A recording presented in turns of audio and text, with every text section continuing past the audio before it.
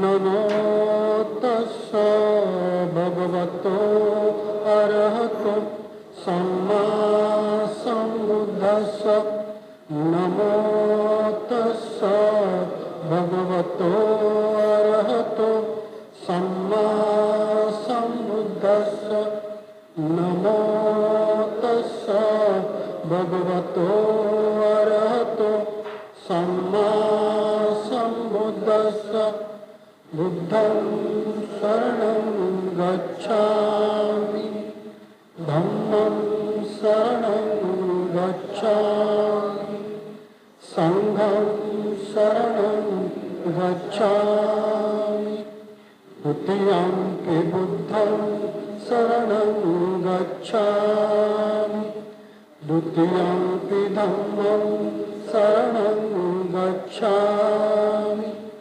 द्वितीयंपि संघं शरणं गच्छामि तृतीयंपि बुद्धं शरणं गच्छामि तृतीयंपि धम्मं शरणं गच्छामि तृतीयंपि संघं शरणं गच्छामि पाणातिपाता वेरमणि सिक्खापदं समादियामि अदिन्नादाना वेरमणि सिक्खापदं समादियामि कामेषु मिच्छाचार वेरमणि सिक्खापदं समादियामि मूषावादा वेरमणि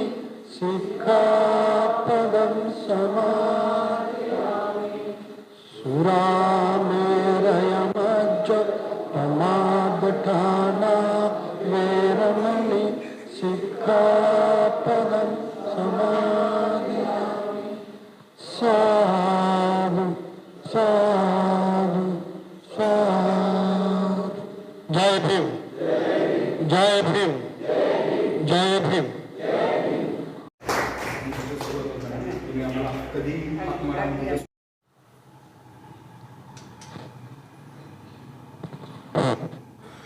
आजच्या या कार्यक्रमाला अध्यक्ष म्हणून आदरणीय आमच्या भगिनी सुरेशताई यांनी अध्यक्षपद स्वीकारावं अशी मी त्यांना विनंती करतो.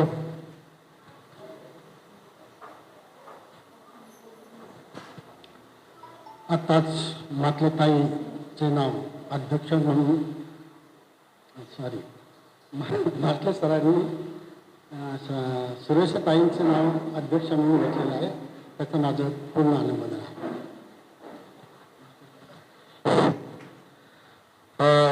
आजच्या या प्रसंगी म्हणजे महात्मा फुल्यांच्या जयंतीच्या निमित्तानं प्रमुख व्याख्याते म्हणून आनंदजी क्षीरसागर आणि प्रदीप क्षीरसागर आपल्याला लाभलेले आहेत. ते मोठ्या प्रमाणामध्ये त्यांची थोडक्यात परिचय करून देतो की ते मोठ्या प्रमाणामध्ये ओबीसी समाजामध्ये फुले शाहू आंबेडकरी विचारधारेचं प्रचार प्रसाराचं मोठ्या प्रमाणामध्ये काम करत आहेत आणि त्याशिवाय त्यांनी MSc प्रदीप आपलं आनंद क्षीरसागरनी MSc केलेलं आहे. MSc केल्यानंतर त्यांनी Tata Institute of Social Science जी नामांकित संस्था आहे तिथून त्यांनी MA केलेलं आहे. त्याशिवाय विविध विषयामध्ये त्यांचं रिसर्च चालू आहे आणि ते सातत्यानं विविध ठिकाणी व्याख्यानं देत असतात आणि फुले शाहू आंबेडकरी विचारधारा ओबीसी समाजामध्ये आणि समग्र बहुजन समाजामध्ये कशा प्रकारे स्थापित होईल हे सातत्यानं ते प्रयत्न करतात. मोठ्या प्रमाणामध्ये ते अग्रेसर काम करतात. या विमाननगर खराडी वगैरे त्या विभागामध्ये मोठ्या प्रमाणामध्ये त्यांचं काम आहे. आमच्या आदरणीय प्रदीपजी क्षीरसागर फोनवरच आमचं बोलणं झालेलं आहे त्यांच्याशी. ते रिटायर्ड पोलीस ऑफिसर आहेत. तेही सुद्धा या चळवळीमध्ये मोठ्या प्रमाणामध्ये सक्रिय सहभाग आहे त्यांचा. तर हे आपल्याला व्याख्याते लाभलेले आहेत. तर मी अधिक वेळ न घेता मी त्यांचा तोडक परिचय फार मोठा परिचय आनंदजी क्षीरसागर हे छोटे जरी वयाने असले तरी ते फार मोठ्या प्रमाणामध्ये तरुणांमध्ये सुद्धा मोठ्या प्रमाणामध्ये काम करतायत ते. आणि वेळोवेळी जे बहुजन संघटक नावाचं जे फेसबुक आहे त्याच्यावर वेळोवेळी त्यांनी व्याख्याने दिलेली आहेत. जवळपास त्यांचे 8-10 व्याख्याने झालेली आहेत. संपूर्ण महाराष्ट्रभर ते परिचित झालेले आहेत.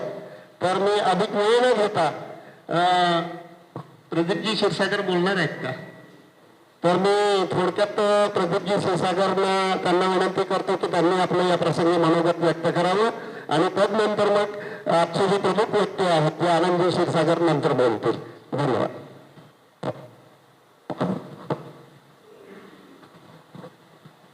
नमस्कार सप्रेमजी. आपल्या कार्यक्रमाला बहुत उशीर झालेला आहे. रस्त्याला अतिशय ट्रॅफिक असल्यामुळे आम्हाला उशीर झाला त्याबद्दल क्षमस्व. मी आता मला थोडक्यात माझा परिचय करतो. माझं नाव प्रदीप माधवराव क्षीरसागर. मी रिटायर्ड पोलीस इन्स्पेक्टर आहे. ओबीसी सेवा संघ रिटायर झाल्यानंतर माणसाला काय तो रिकामा होतो काय आणि रिकामी बुद्धी कधी वाईट असते.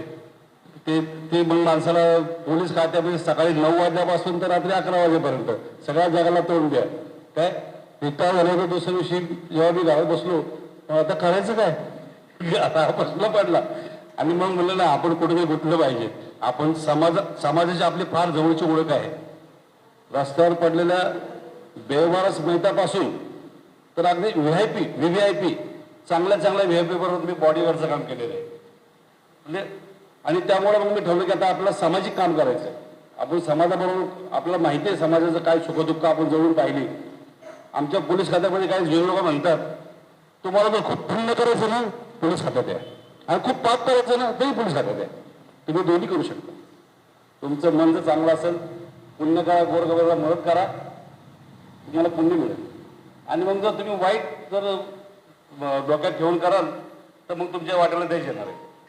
तर दुसरी गोष्ट माझ्या परिचयामध्ये अजून थोडंसं सांगतो की मी स्वतः राष्ट्रीय बॉक्सिंग विजेता आहे. मी बॉक्सिंग खेळाडू होतो. पोलीस खात्यात मी बॉक्सर म्हणून भरती झालो. आज मला माझ्या एका मित्राची आठवण येते. काल कधी शार्दूल गायकवाड आपण काही जण परिचित असाल. आम्ही ते वाडीला होते आणि मी शावला होतो. आम्ही 2 ऑल इंडिया युनिव्हर्सिटी एकत्र खेळलो आहे. शार्दूल हेवीवेटला खेळायचे आणि मी लाईट मिडल वेटला खेळायचो. तर अशा प्रकारे असं आमचं हे सगळं एकत्रित झाले. म्हणजे मी माझी ओळख सांगितलेली आहे. आता थोडंसं मी बोलतो. छत्रपती शिवाजी महाराजांच्या पदस्पर्शाने पावन झालेली ही या पुण्यनगरीमध्ये तसेच ज्या महात्मा गांधीने सगळ्या भारताला हाताशी धरलं चांगला मॅनेज केलं परंतु ते एका माणसाला मॅनेज करू शकले नाही आणि ते म्हणजे डॉक्टर बाबासाहेब आंबेडकर. लोक आम्हाला सुद्धा पोलिसांना लोक भय देतात साहेब मी असं करेन मी जीव देईन अमुक देईन मी उपाशी राहील. ते करून पाहिलं त्या महात्म्याने परंतु बाबासाहेब डगमगले नाही. बाबासाहेबांनी एक गोष्ट केली आपल्या समाजाचा विचार केला. परंतु त्यावेळी बाबासाहेबांनी महात्मांना गांधींना सांगितलं की महात्मा ते त्यांना महात्मा म्हणत होते. ते त्यांना होते मिस्टर गांधी आम्हाला लँडच नाही आम्हाला भूमीच नाही आणि तो पुणेकर ह्याच पुण्यात झाला, ह्याच एवढा कारागृह झाला. ही ह्या आपल्या पुण्यनगरीची एक पुण्यवान आठवण आहे. तसेच ज्या गंजपेठेमध्ये माझं बालपण गेलं, जुना घर नंबर 41 गंजपेठ आणि नवीन घर नंबर 555 कोरडपेठ, त्या महात्मा फुलेंच्या त्या नावात गल्लीमध्ये मी राहिलो. आम्ही खेळायला वाड्यात जायचं. महात्मा फुले वाडा ना त्यावेळी आम्ही खेळायला वाड्यात जायचो. आम्ही त्यावेळी मोकळं होता, आता जरा बंदिस्त वगैरे केलेलं आहे. आम्ही त्या वाड्यात जायचो. ज्या वाड्याने या सर्व मनुवादी लोकांना, मनुवादी विचारसरणीला एका झटक्यात बाजूला काढलं, त्या महात्मा फुलेंच्या पेठेमध्ये माझा जन्म झाला आणि त्या ठिकाणी वाढलो. या ठिकाणी मी जास्त काही बोलणार नाही, माझ्यानंतर आनंद बोलणार आहे. फक्त एक महत्वाची गोष्ट मी सांगतो, आमच्या ओबीसी समाजाने जर काही चूक केली असेल, आजही लोकांना ठामपणे सांगतो की आम्ही लोकांनी बाबासाहेबांना समजून घेतलं नाही. अहो त्यांचीच काय चूक. मला सुद्धा जेवढी मी एकदम असं यंग होतो नाही का, 18-19 वर्षाचा, मला वाटत नाही बाबासाहेबले नाही. पण जसं बाबासाहेब वाचत गेलो, जसं बाबासाहेब समजले, नंतर कळलं अरे हाच आपला माणूस. 340 कलम ज्यांनी आपल्यासाठी लिहिलं, ओबीसीची कायदेशीर आणि घटनात्मक ओळख जगाला करून दिली. 340 ज्यावेळेस बाबासाहेबांनी शूद्र कोण होते हा ग्रंथ लिहिण्याच्या आधी जो अभ्यास केला, आणि त्या अभ्यासामध्ये बाबासाहेबांनी हे जगाला सांगून दिलं की तुम्ही सुद्धा आहात. ज्यावेळी आरक्षणाची ज्यावेळी वेळ आली त्यावेळी अनेक जण म्हणले, हा चर्चा झाली बाबासाहेबांची आणि पटेलांची. तरी ते पटेल म्हणले, बाबासाहेब आम्हाला एससी माहिती आहेत, एसटी माहिती आहेत, दलित वर्ग माहिती आहे आम्हाला, आता हे ओबीसी बाबा तुम्ही काय भानगड काढली. त्यावेळी बाबासाहेब म्हणले, अहो पटेल तुम्ही पाटीदार आहात, तुम्ही सतत ओबीसी आहात, विसरला का तुम्ही. आणि बाबासाहेबांनी त्यांना त्यांची ओळख करून दिली की यू आर ओबीसी. आणि हा जो ओबीसी वर्गाची ही जी कायदेशीर ओळख किंवा सरकारी ओळख जी आपण म्हणतो ना, ती जर कोणी करून दिली असं ती बाबासाहेबांनी करून दिली. आणि आज महत्वाची गोष्ट तुम्हाला सांगतो, सूर्य असताना सूर्य त्याचं तेज लपत नाही. आज जे जुन्या पिढीचं जाऊ द्या, त्यांचे विचार आहेत ते जात राहणार, काय ते निघत राहणार. परंतु आज नवीन पिढी शहाणी झालेली आहे, त्यांना कळून चुकलेलं आहे की आपल्याला जर प्रकाश कोणत्या कळला असेल तर बाबासाहेब आंबेडकर आपल्याला प्रकाश दाखवणार. महात्मा फुलेंचे जे विचार आहेत, महात्मा फुले शाहू यांचे जे विचार आहेत तेच आपल्याला तारणार आहेत. त्याशिवाय दुसरे कुठले विचार आपल्याला तारणार नाहीत. आता ही जागृती ओबीसी समाजामध्ये झालेली आहे. आता ओबीसीच्या मुलांना बाबासाहेब नवीन पिढीला आपले वाटायला लागले, ते बाबासाहेबांचा अभ्यास करतात. आणि हा एक बदल असतो, हा एक बदल असतो. आणि बदल हा होत असतो. परिवर्तन संसर्ग नियम आहे, परिवर्तन होत राहणार, विचारात बदल होत राहणार. जसजसं तुम्ही त्या सखोल अभ्यास करणार तसं तुम्हाला कळणार आपलं कोण आणि दुसरं कोण. आपलं हित कोणी चिंतलं काय आणि आपलं अहित कोणी चिंतलं हे त्यावेळी आता ओबीसी समाजाला कळायला लागलं. मी माझे 2 शब्द या ठिकाणी संपवतो. आपण या ठिकाणी मला बोलवलं आणि बोलण्याची संधी दिली. आपल्या सर्वांचं मी आभार आहे. जय भीम, जय भारत.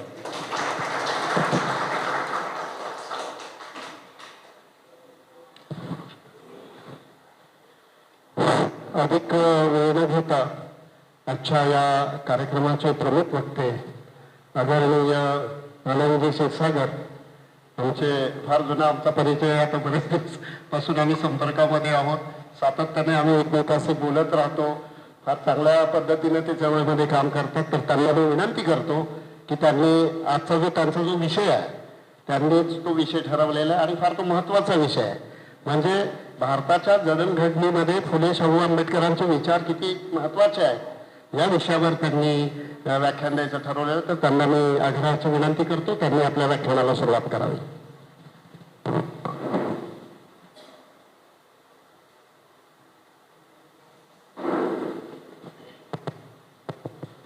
माझा आवाज येतो मागे व्यवस्थित? सर्वप्रथम हा व्यवस्थित ऐकू येतो आवाज? सर्वप्रथम संपूर्ण मानवतेचे सर्वश्रेष्ठ शिक्षक सम्मा संबुद्ध तथागत शाक्यमुनी शाक्यसिंह गौतम बुद्धांना मी शरण जातो. मी परमपूज्य डॉक्टर बाबासाहेब आंबेडकरांना शरण जातो आणि तथागताच्या धम्माला शरण जातो. आणि आज माचले साहेबांनी माझ्यासारख्या एका तरुण कार्यकर्त्याला आपल्यासोबत भेटायची, संवाद साधायची जी संधी दिली, ती मी आपला अतिशय मनापासून आभारी आहे. तुम्ही आमच्या ओबीसींवर उपकारच करत आहात, त्या उपकारांचे आम्ही उतराई आहोत. हे उपकार आम्ही कसे फेडणार आहोत हे मला कळत नाही, परंतु आम्ही आमच्या उपकाराचे उतराई होण्यासाठी आज आपल्या समोर आलेलो आहोत. माझा जन्म जो आहे पुण्यातला झाला, माझं बालपण येरोडा नागपूरचा या भागात झालं. L36 मध्ये मी लहानाचं मोठा झालो. माझ्या घराच्या समोर त्रिरत्न संघ बुद्ध विहार आहे, अजूनही आहे. आयुष्मान ठोंबरे साहेब हे सगळी माणसं, ह्यांना मी अतिशय लहानपणापासून पाहिलेलं आहे. मी त्या बुद्ध विहारामध्ये खेळता खेळता लहानाचं मोठे झालेलो आहे. आणि बुद्धाची जी मूर्ती होती लहानपणापासून मी बघत आलेलो आहे की हा व्यक्ती असा शांत चित्त का. मी माझ्या आजीला एकदा विचारलं, माझी आजी खेड्यापाड्यातली, जास्त शिकली नाही. तिला मी विचारलं की आजी हे कोण ग? ते म्हणले हे बुद्ध. ते म्हणले की ह्या माणसाची अशी महती आहे की ह्या माणसाच्या आजूबाजूला, या माणसाच्या मूर्तीच्या आजूबाजूला ज्या मुंग्या असतात त्या सुद्धा तुम्हाला चावत नाहीत. मग त्या सुद्धा त्या माणसाच्या विचारांनी, अहिंसेनी पूर्णपणे त्याच्यामध्ये त्यांच्या विचारांचा प्रभाव पडलेला असतो. म्हणजे हे आपल्या समाज घटकाच्या जुन्या पिढ्यांपासून हा विचार आपल्यापर्यंत पोहोचत आलेला आहे. मी येरोड्यामध्ये लहानाचा मोठा झालो. माझे आजोबा म्हणजे माझ्या वडिलांचे वडील माधवराव क्षीरसागर हे GD होते. आमच्या घराला जेव्हा मी माझ्या कुटुंबाचा थोडासा अभ्यास केला की आमचं काय नेमकी हिस्ट्री आहे, मला हे कळलं की माझे जे आजोबा होते माधवराव क्षीरसागर, ह्यांनी बाबासाहेबांच्या चळवळीमध्ये काम केलं. जेव्हा बाबासाहेब इंटरनॅशनल बुक स्टोअरला यायचे पुस्तकं विकत घ्यायला, तेव्हा ते बाबासाहेबांसोबत असायचे. बाबासाहेबांचं त्यांनी चित्र देखील काढले, कारण ते आर्टिस्ट होते. समोर बाबासाहेब जेव्हा पुस्तकं चाळायचे तेव्हा ते त्यांचं स्केचिंग करायचे. माझे चुलते हे त्या काळात जेव्हा दलित पॅन्थर मोठी झाली त्या काळात खडकी, पुणे, गंजपेठ या भागात त्यांनी दलित पॅन्थर मोठी केली. मग नामदेव ढसाळ साहेब असतील, आयुष्मान ढाले साहेब असतील, अविनाश महातेकर साहेब असतील, या सगळ्यांसोबत त्यांनी काम केलं. आणि गंमत अशी आहे की हे सगळं करत असताना समाजाच्या वेगवेगळ्या घटकांचा आणि माझं एक प्रकारे घुसळण होत होती. मला तुमच्याशी हे अगदी प्रामाणिकपणे सांगायचं, जेव्हा मी शाळेमध्ये होतो तेव्हा मी 5 वर्ष शाखेत सुद्धा गेलेलो आहे, RSSच्या संघात सुद्धा मी गेलेलो आहे. आणि तिथे काय नेमके संस्कार होतात ह्याची सुद्धा मला माहिती आहे, जवळून मी पाहिलेलं आहे. पार दसरा संचलनामध्ये मी तिथं संचलन सुद्धा केलेलं आहे. त्या काळामध्ये संघाची माणसं आम्हाला सांगायची की तुम्ही हिंदू आहात, तुमच्या हिंदूंवर अन्याय अत्याचार झालेला आहे हजारो वर्षांपासून, आणि तो कुणी केलाय? तो मुसलमानांनी केलेला आहे. तो तुमचे शत्रू कोण? तो मुसलमान. आणि मी OBC, माझी जात तेली. मी हा विचार करायचो की अरे मुसलमानांनी एवढ्या मोठ्या हिंदूंवर कसं काय अन्याय केला? आम्ही तर 100च्या मागे ही 20 लोक आहेत. असं आमचं काय कमी पडतं की आम्ही हजारो वर्ष ह्यांचे गुलाम राहिलो? हा प्रश्न मला समजत नव्हता. आणि मग मी हळूहळू सावरकरांना वाचायला लागलो. सावरकरांचे पुस्तकं वाचली. 1857चं समर जे पुस्तक होतं ते वाचलं. इतिहासाची 6 सोनेरी पाने ते वाचलं. गोळवलकरांना वाचलं, हेडगेवारांना वाचलं. डॉक्टर पंडित दीनदयाल उपाध्याय जे RSSचे विचारक आहेत त्यांचा अभ्यास केला. पण माझ्या प्रश्नाचं मला उत्तर समजत नव्हतं. मी कुठेतरी अस्वस्थ होतो.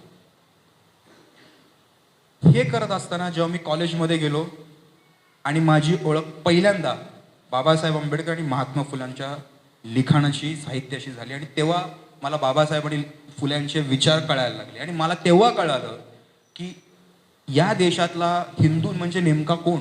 पूर्वाश्रमीचा जो हिंदू आहे तो कोण? तो बहुजन आहे, तो OBC आहे, तो SC आहे, तो ST आहे, तो भटका आहे, तो विमुक्त आहे, तो कधी गाव खेड्याच्या आत राहतो, तो वेशीच्या बाहेर राहतो. आणि हा सगळा समाज घटक हा हजारो वर्षापासून जाती व्यवस्थेने पिचलेला आहे. आणि या OBC आणि या बहुजन हिंदू समाजाला जर गुलाम केला असेल तर ते इथल्या जाती व्यवस्थेने गुलाम केलेला आहे. बाबासाहेब आंबेडकर आपल्या पुस्तकामध्ये लिहितात की हिंदूंचं जे शोषण झालं त्याच्यासाठी मुस्लिम आक्रमक जितके जबाबदार आहेत त्याहून जास्त इकडची ब्राह्मणशाही आणि इकडचा मनुवाद जबाबदार आहे. कारण बाबासाहेबांनी हे सक्षम लिहिलं, स्पष्टपणे सांगितलं होतं की इथल्या जाती व्यवस्थेने इकडच्या बहुजनांना 2 अधिकार नाकारले. एक म्हणजे शिक्षणाचा अधिकार आणि एक शस्त्र धारण करण्याचा अधिकार. आज मी तुमच्यासमोर हे बोलतोय, जस्ट 8 दिवसापूर्वी 10 दिवसा अगोदर राजस्थानमध्ये अतिशय किळसवाना आणि मानवतेला लाजवेल असा प्रकार घडलेला आहे. एका मेघवाल नावाच्या दलित तरुणाची हत्या झाली. निर्गुणपणे त्याला मारण्यात आलं आणि त्याचं कारण काय होतं की त्यांनी मिशा वाढवल्या. आता मिशा वाढवणं, घोड्यावर बसणं, हातात तलवार घेणं, शस्त्र शिकणं हे तर फक्त सवर्ण क्षत्रियांचं काम. ते बहुजनांनी करू नये, ते दलितांनी करू नये. हा मनूचा कायदा सांगतो. तुम्हाला आम्हाला मनूच्या कायद्याने ब्राह्मणशाहीने गुलाम केलं आणि अशा गुलाम, असहाय्य, दुर्बल समाजावर बाहेरचा परकीय माणूस आक्रमण करणारच आहे. हे असं झालं की तुमच्या शरीरातली जर रोगप्रतिकारक क्षमता जर कमकुवत असेल तर बाहेरचा कोरोना तुम्हाला अफेक्ट करणारच आहे. आम्हाला, या भारताला, या बहुजन समाजाला जो दुबळं ठेवलं त्या इकडच्या जाती व्यवस्थेने ठेवलं. हे आम्हाला जेव्हा कळायला लागलं तेव्हा माझ्या डोक्यामध्ये प्रकाश पडायला लागला की अरे आपण नेमके कोण आहोत. कारण आम्ही ओबीसी, आम्हाला लहानपणापासून हे एक ब्रेन वॉश करण्यात येतं की तुम्ही हिंदू आहात, गर्व से कौम हिंदू आहे. आणि त्या विचारामध्ये मी पण कुठेतरी लहानाचा मोठा होत होतो. पण जेव्हा मी बाबासाहेबांना वाचलं, मी महात्मा फुलेंना वाचलं, माझ्या पायाखालची जमीन सरकली. मी मला नाही, मला ठरवावं लागेल की मी कोण आहे, मला ठरवावं लागेल की माझा इतिहास काय, ओबीसी म्हणून मी कोण आहे हे मला ठरवावं लागेल. आणि या विचाराने मी पुढे सरकलो. मी जेव्हा TISS मध्ये गेलो तिथे मग मी बाबासाहेबांचा अजून खोलात अभ्यास केला. बाबासाहेबांचे जे गुरुवर्य आहेत डॉक्टर जॉन ड्यूई आणि फ्रेडरिक सेलिग्मन यांचा मी अभ्यास केला. आणि मला माझ्या वाचनामध्ये एक छोटीशी गोष्ट आली. जेव्हा बाबासाहेब आंबेडकर बाहेर शिकायला होते, जेव्हा ते जॉन ड्यूई यांच्या हाताखाली रिसर्च करत होते, तेव्हा जॉन ड्यूई यांनी बाबासाहेबांना, तरुण बाबासाहेबांना एक गोष्ट सांगितली. जॉन ड्यूई म्हणाले की भीमराव, जर एखाद्या समाजाचं कायमचं खच्चीकरण करायचं असेल तर सांग काय करायचं. बाबासाहेब म्हणले मला नाही माहिती काय करायचं. ते म्हणले एखादा समाज आहे, सिंहासारखा आहे, वाघासारखा आहे, तडफदार आहे, स्वाभिमानी आहे, पण त्याला तुम्हाला खच्ची करायचं, काय करायचं सांग. नाही, ते म्हणले की तो जो वाघ असतो, तो जो सिंह असतो, त्याच्या जबड्यातले दात काढा, त्याच्या पंजातली नखं काढा, मग तो वाघ वाघ राहत नाही, मग तो सिंह सिंह राहत नाही. ते एक फर असलेलं एक मोठं मांजर बनतं आणि मग मांजराला कुणी घाबरत नाही. मांजर हा जंगलचा राजा नसतो, वाघच असतो, सिंह असतो. का? कारण त्याच्या जबड्यामध्ये दात आणि पंजामध्ये नखं असतात, तोपर्यंतच तो जंगलचा राजा असतो. बाबासाहेबांना हे कळलं की या गोष्टीतून आपण तात्पर्य काय घ्यावं. तात्पर्य त्यांना हे कळलं की आमचा जो बहुजन समाज आहे त्याची जी खरी ताकद आहे, तिचं जेव्हा खच्चीकरण या ब्राह्मणशाही मनोवादी व्यवस्थेने केलेलं आहे, तेव्हा हा एवढा मोठा बहुसंख्य समाज हा असून नसल्यासारखा बनतो. हे बाबासाहेबांनी ओळखलं होतं आणि त्याही अगोदर महात्मा फुले यांनी ओळखलं होतं. मी आज आपल्यासमोर जो विषय बोलणार आहे तो डॉक्टर बाबासाहेब आंबेडकर आणि महात्मा फुले यांच्या स्वप्नातला भारत आणि ओबीसी जातीय जनगणना यांचं कसं कनेक्शन आहे ह्याबद्दल मी बोलणार आहे. जेव्हा मासले साहेबांनी मला अप्रोच केलं त्यावेळी म्हणलो की मला आज तुमच्यासमोर जर बोलायची संधी मिळणार असेल तर हे मी माझं परम भाग्य समजतो. कारण अख्ख्या भारतामध्ये हा एकमेव आंबेडकरी समाज, हा असा एकच समाज आहे. मी तुम्हाला अगदी प्रामाणिकपणे तुमच्या समोर उभं राहून सांगतो, माझ्या तेली समाजामध्ये पण तितकी बौद्धिक क्षमता नाही की जो बौद्धिक विचारांना समजून घेईल. मी माझ्या तेली समाजातल्या, ओबीसी समाजातल्या कार्यकर्त्यांशी बोलत असतो, त्यांना म्हणते की तुम्ही आंबेडकरी समाजाकडून काही गोष्टी शिकल्या पाहिजेत. हा असा एकमेव समाज आहे ज्या समाजाच्या सणावारांमध्ये हळदी, कुंकू, गुलाल, बुक्का, नारळ याची विक्री होत नाही, तर पुस्तकांची विक्री होते. जा कोरेगाव भीमाला बघा काय चालतं, जा चैत्यभूमीवर बघा, तुम्हाला कळून येईल की हा समाज का पुढे चाललाय, काय होतं या समाजाकडे. मी तेली आहे, आमच्याकडे तरी तेलाचे घाणे होते, पण आमच्या दलित बांधवांकडे काही नव्हतं. पण त्यांनी आपल्या हिमतीवर ते सगळं उभं केलं.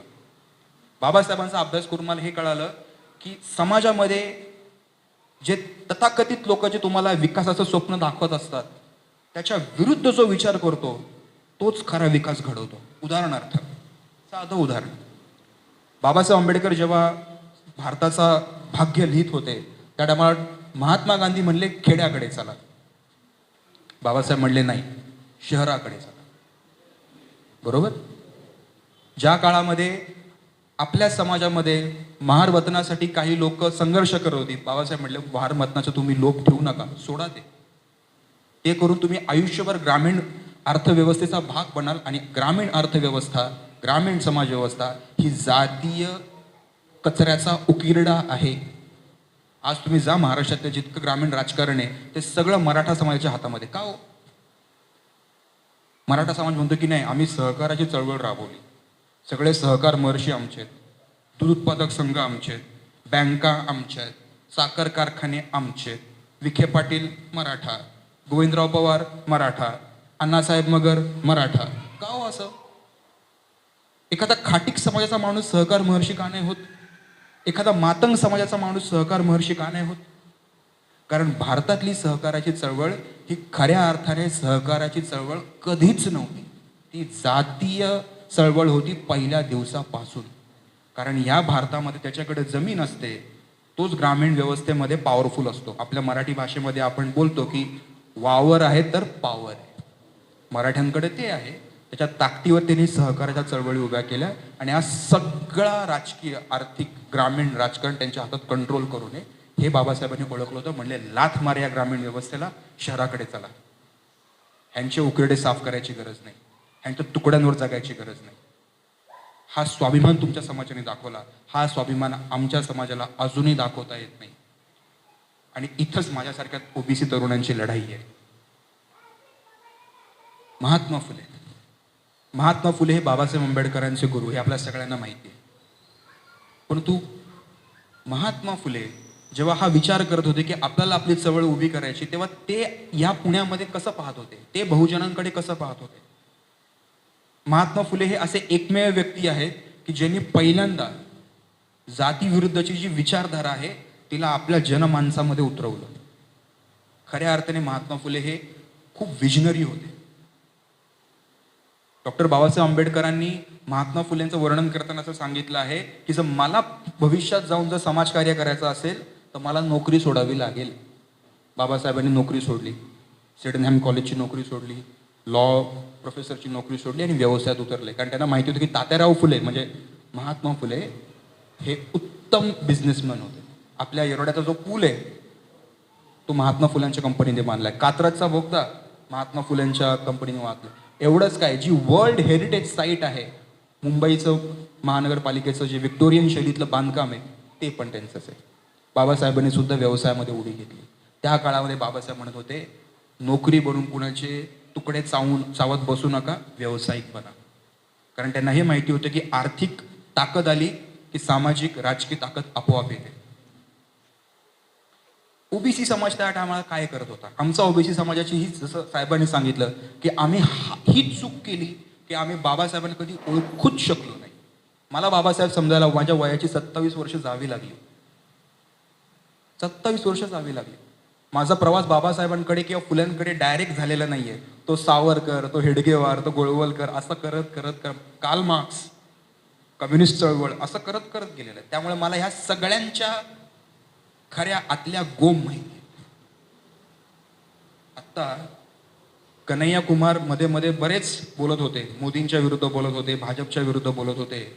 बोलले बोलले हमें चाहिए आजादी, जातीवाद से आजादी, ब्राह्मणवाद से आजादी, मनुवाद से आजादी, हे सगळं बोलले, हे सगळं ढोलकं वाजवलं आणि नंतर हळूच उडी मारून काँग्रेसमध्ये गेले. का हो? जातीवाद काँग्रेसमध्ये नाही का हो? मनुवाद काँग्रेसमध्ये नाहीये? नाहीये का? आहे. या भारतातलं जर खरं जातीवादाचं जर खरं स्ट्रक्चर जे आहे ते या काँग्रेसनी उभं केलेलं आहे. म्हणून बाबासाहेब म्हणायचे ह्यांच्या राजमहालाची तुम्ही अपेक्षा ठेवू नका, स्वतःचं घर शाबूत ठेवा.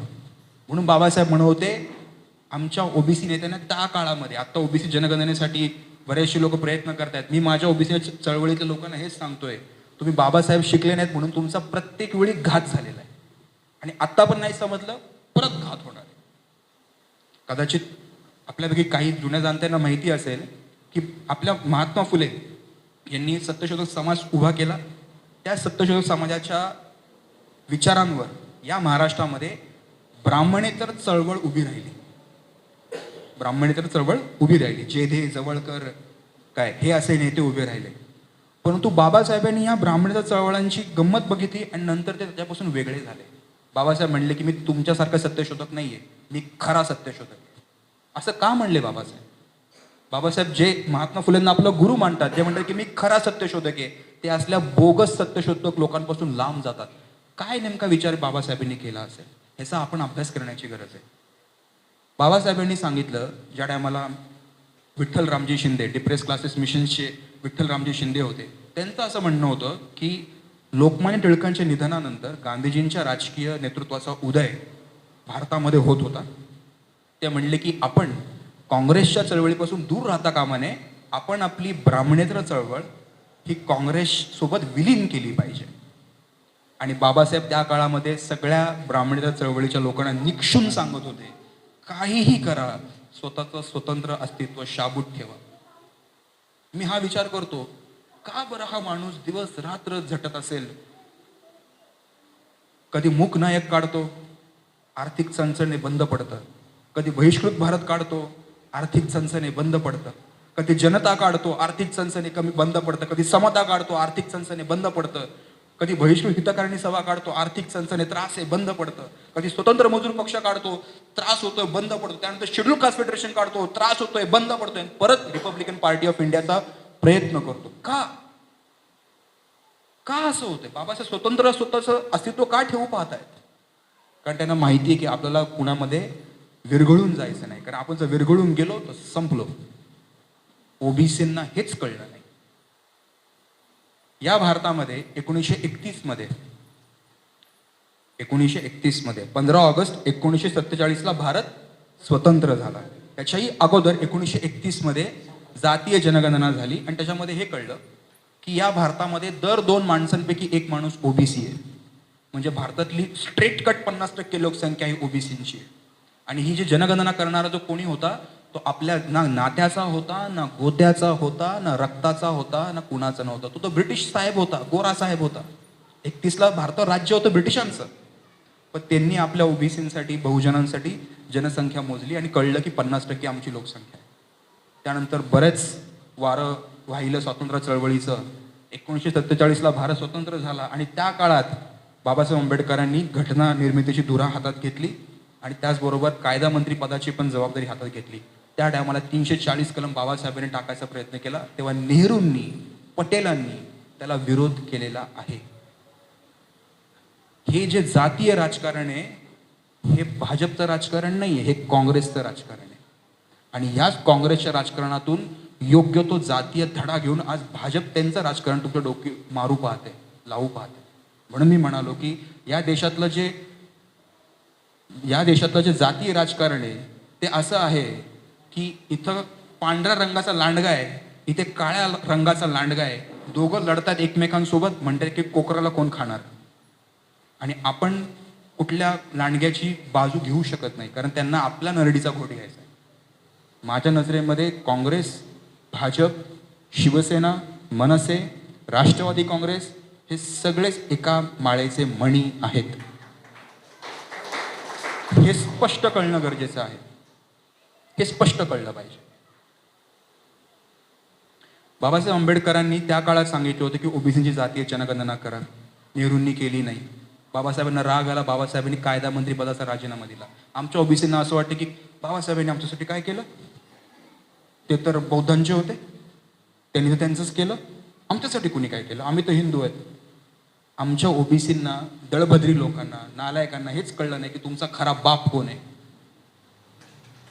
तुमचा खरा बाप कोण आहे.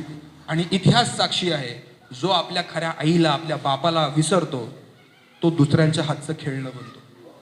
महात्मा फुले आमचे बाप आहेत, बाबासाहेब आमचे बाप आहेत, सावित्रीमाई आमच्या बाप आहेत, आई आहेत, रमाई आमच्या माता आहेत. आम्ही त्यांची लेकरं आहोत. जरी आम्हाला हा समजायला उशीर लागला हरकत नाही, पण आता आम्ही आमच्या चुका सुधारायला तयार आहोत. बाबासाहेबांनी राजीनामा दिला, कायदा मंत्री पदाचा राजीनामा दिला. बाबासाहेबांचं महापरिनिर्वाण झालं. त्यानंतर नेहरूंचं सरकार होतं, लाल बहादूर शास्त्रींचं सरकार होतं. त्यानंतर मोरारजी देसाईंचं जनता पार्टीचं सरकार आलं, बरोबर. त्यानंतर अनेक सरकार आले, मग इंदिरा गांधी आल्या, राजीव गांधींचं सरकार आलं. मधल्या काळामध्ये अनेक गठबंधनाचे प्रयोग झाले, म्हणजे देवेगौडांपासून गुजराल, मग अटल बिहारींचं 12 दिवसाचं सरकार आलं, ते पडलं. मग NDAचं पहिलं सरकार आलं 5 वर्षाचं टिकणारं. मग मनमोहन सिंगाचं सरकार आलं. हे सगळं झालं. सगळे पक्ष महाराष्ट्रातले काँग्रेस, राष्ट्रवादीचे पार सगळे झाडून, काँग्रेस वगैरे, शिवसेना सगळे आळीपाळीनी सत्तेमध्ये राहिले. पण ओबीसींच्या जातीय जनगणनेचा प्रश्न कुणी हाताशी घेतला नाही. का असं? राजकीय इच्छाशक्ती नव्हती? मला सांगा, 370 कलम काश्मीरचं इतका जुना भिजत घोंगडा असलेला प्रश्न, तो कारणी लावायची, त्याचा तुकडा पाडायची राजकीय इच्छाशक्ती या पक्षांकडे आहे ना. CA NRC सारखा प्रश्न लावून धरायचे यांच्यामध्ये राजकीय इच्छाशक्ती आहे.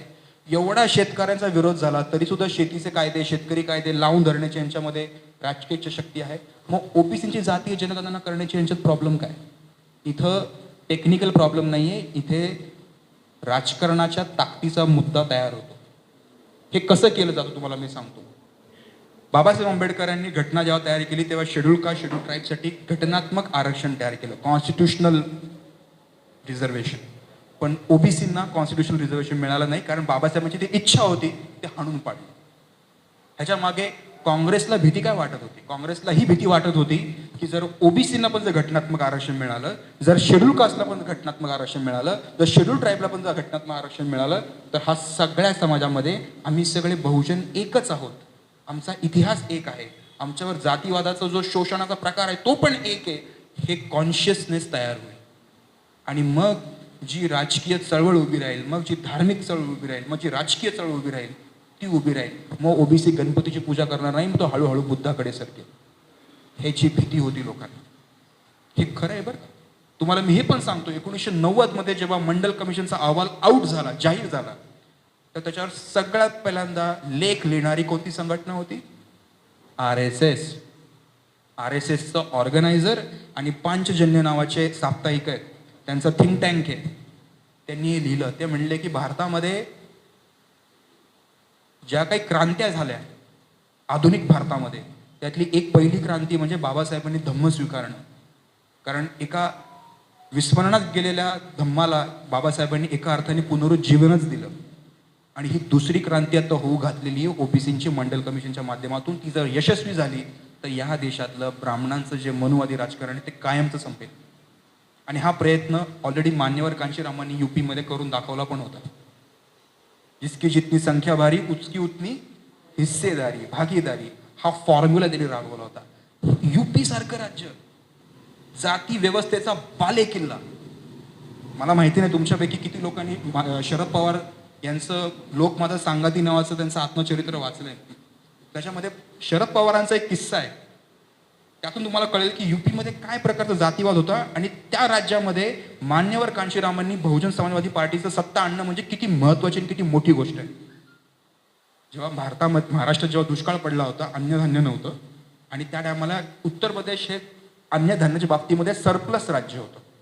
त्या टायमाला महाराष्ट्राचे मुख्यमंत्री पवार होते आणि UPचे मुख्यमंत्री हे कमलाप्रसाद त्रिपाठी होते. कमलाप्रसाद त्रिपाठी म्हणजे कर्मठ ब्राह्मण. त्यांच्याकडे अशी पद्धत होती UP म्हणजे कमलाप्रसाद त्रिपाठींच्या ऑफिसमध्ये CMची अशी पद्धत होती की त्यांच्याकडे जाणारा प्रत्येक माणूस त्यांच्या पाया पडायच्या. मग तो कुणीही असेल, मग तो त्यांच्या पक्षातला आमदार, खासदार, मंत्री जरी असेल तरी पाया पडायच्या. हे यासाठी नाही की ते CM आहेत, यासाठी की ते ब्राह्मण आहेत, कान्यकुब्ज ब्राह्मण आहेत, म्हणजे टॉपचे ब्राह्मण आहेत. पवार साहेब ते म्हणले की आमच्या महाराष्ट्रात दुष्काळ पडला, आम्हाला खायला अन्नधान्य नाही, तुमच्याकडे सरप्लस धान्य आम्हाला द्या. ते म्हणले हा मी बघतो. पण त्यांनी त्यांना मदत केली नाही, कारण त्यांची अशी अपेक्षा होती की यांनी माझ्या पाया पडायला. कदाचित त्यांनी नाही पडल्या, त्यांना मदत नाही मिळाली, त्यांनी हरियाणा आणि पंजाबमधून गहू आणला. मी इथं पवार साहेबांचं मोठेपणाचं गोडवे गात नाहीये. त्या माणसाने जे महाराष्ट्राचं जाती राजकारण नासवलेलं आहे त्या बाबतीमध्ये मी त्यांची चिरफाड करतोच आहे जाहीर भाषणांमध्ये, आणि मी करणार सुद्धा. परंतु मी हे सांगतोय की या UP सारख्या इतक्या जातीयवादी व्यवस्थेमध्ये मान्यवर कांशीरामांनी आणि मायावतींसारख्या एका महिलेने ही एवढी मोठी राजकीय ताकद उभी करणं या तोंडच्या गप्पा नाही आहेत. हे खरंच नाही, हे महाराष्ट्रात होऊ शकलं नाही हो. तुमच्या महाराष्ट्रात फुले शाहू आंबेडकर जन्माला आले, तुमच्या महाराष्ट्रात माता रमाई होत्या, तुमच्या महाराष्ट्रात सावित्रीबाई होत्या. तुमच्याकडे जमलं नाही, तिकडे कसं जमलं? हा माझ्यासारख्या जे सोशल सायंटिस्ट आहेत, सोशलॉजिस्ट आहेत, त्यांच्या अभ्यासाचा विषय आहे. आणि मला हे कळलं की इथं त्यांनी काय नेमकं वेगळं केलं कांशीरामांनी, जे आपल्या महाराष्ट्रात होत नाहीये. कांशीरामांनी ओबीसीला बांधलं, जे आमच्याकडे महाराष्ट्रात होऊन दिलं जात नाही. का बरं होऊन दिलं जात नाही? थोडंसं आपण महाराष्ट्रातलं राजकीय वास्तव समजून घेऊयात. महाराष्ट्रामध्ये 1947चं स्वातंत्र्य मिळालं, त्यानंतर संयुक्त महाराष्ट्राची चळवळ उभी राहिली. त्या काळामध्ये गाव खेड्यामध्ये काँग्रेसच होती. पूर्वी माझ्या माहितीप्रमाणे गाय वासरू हे काँग्रेसचं चिन्ह होतं, बैलजोडी हे चिन्ह होतं, त्यानंतर गाय वासरू हे चिन्ह झालं.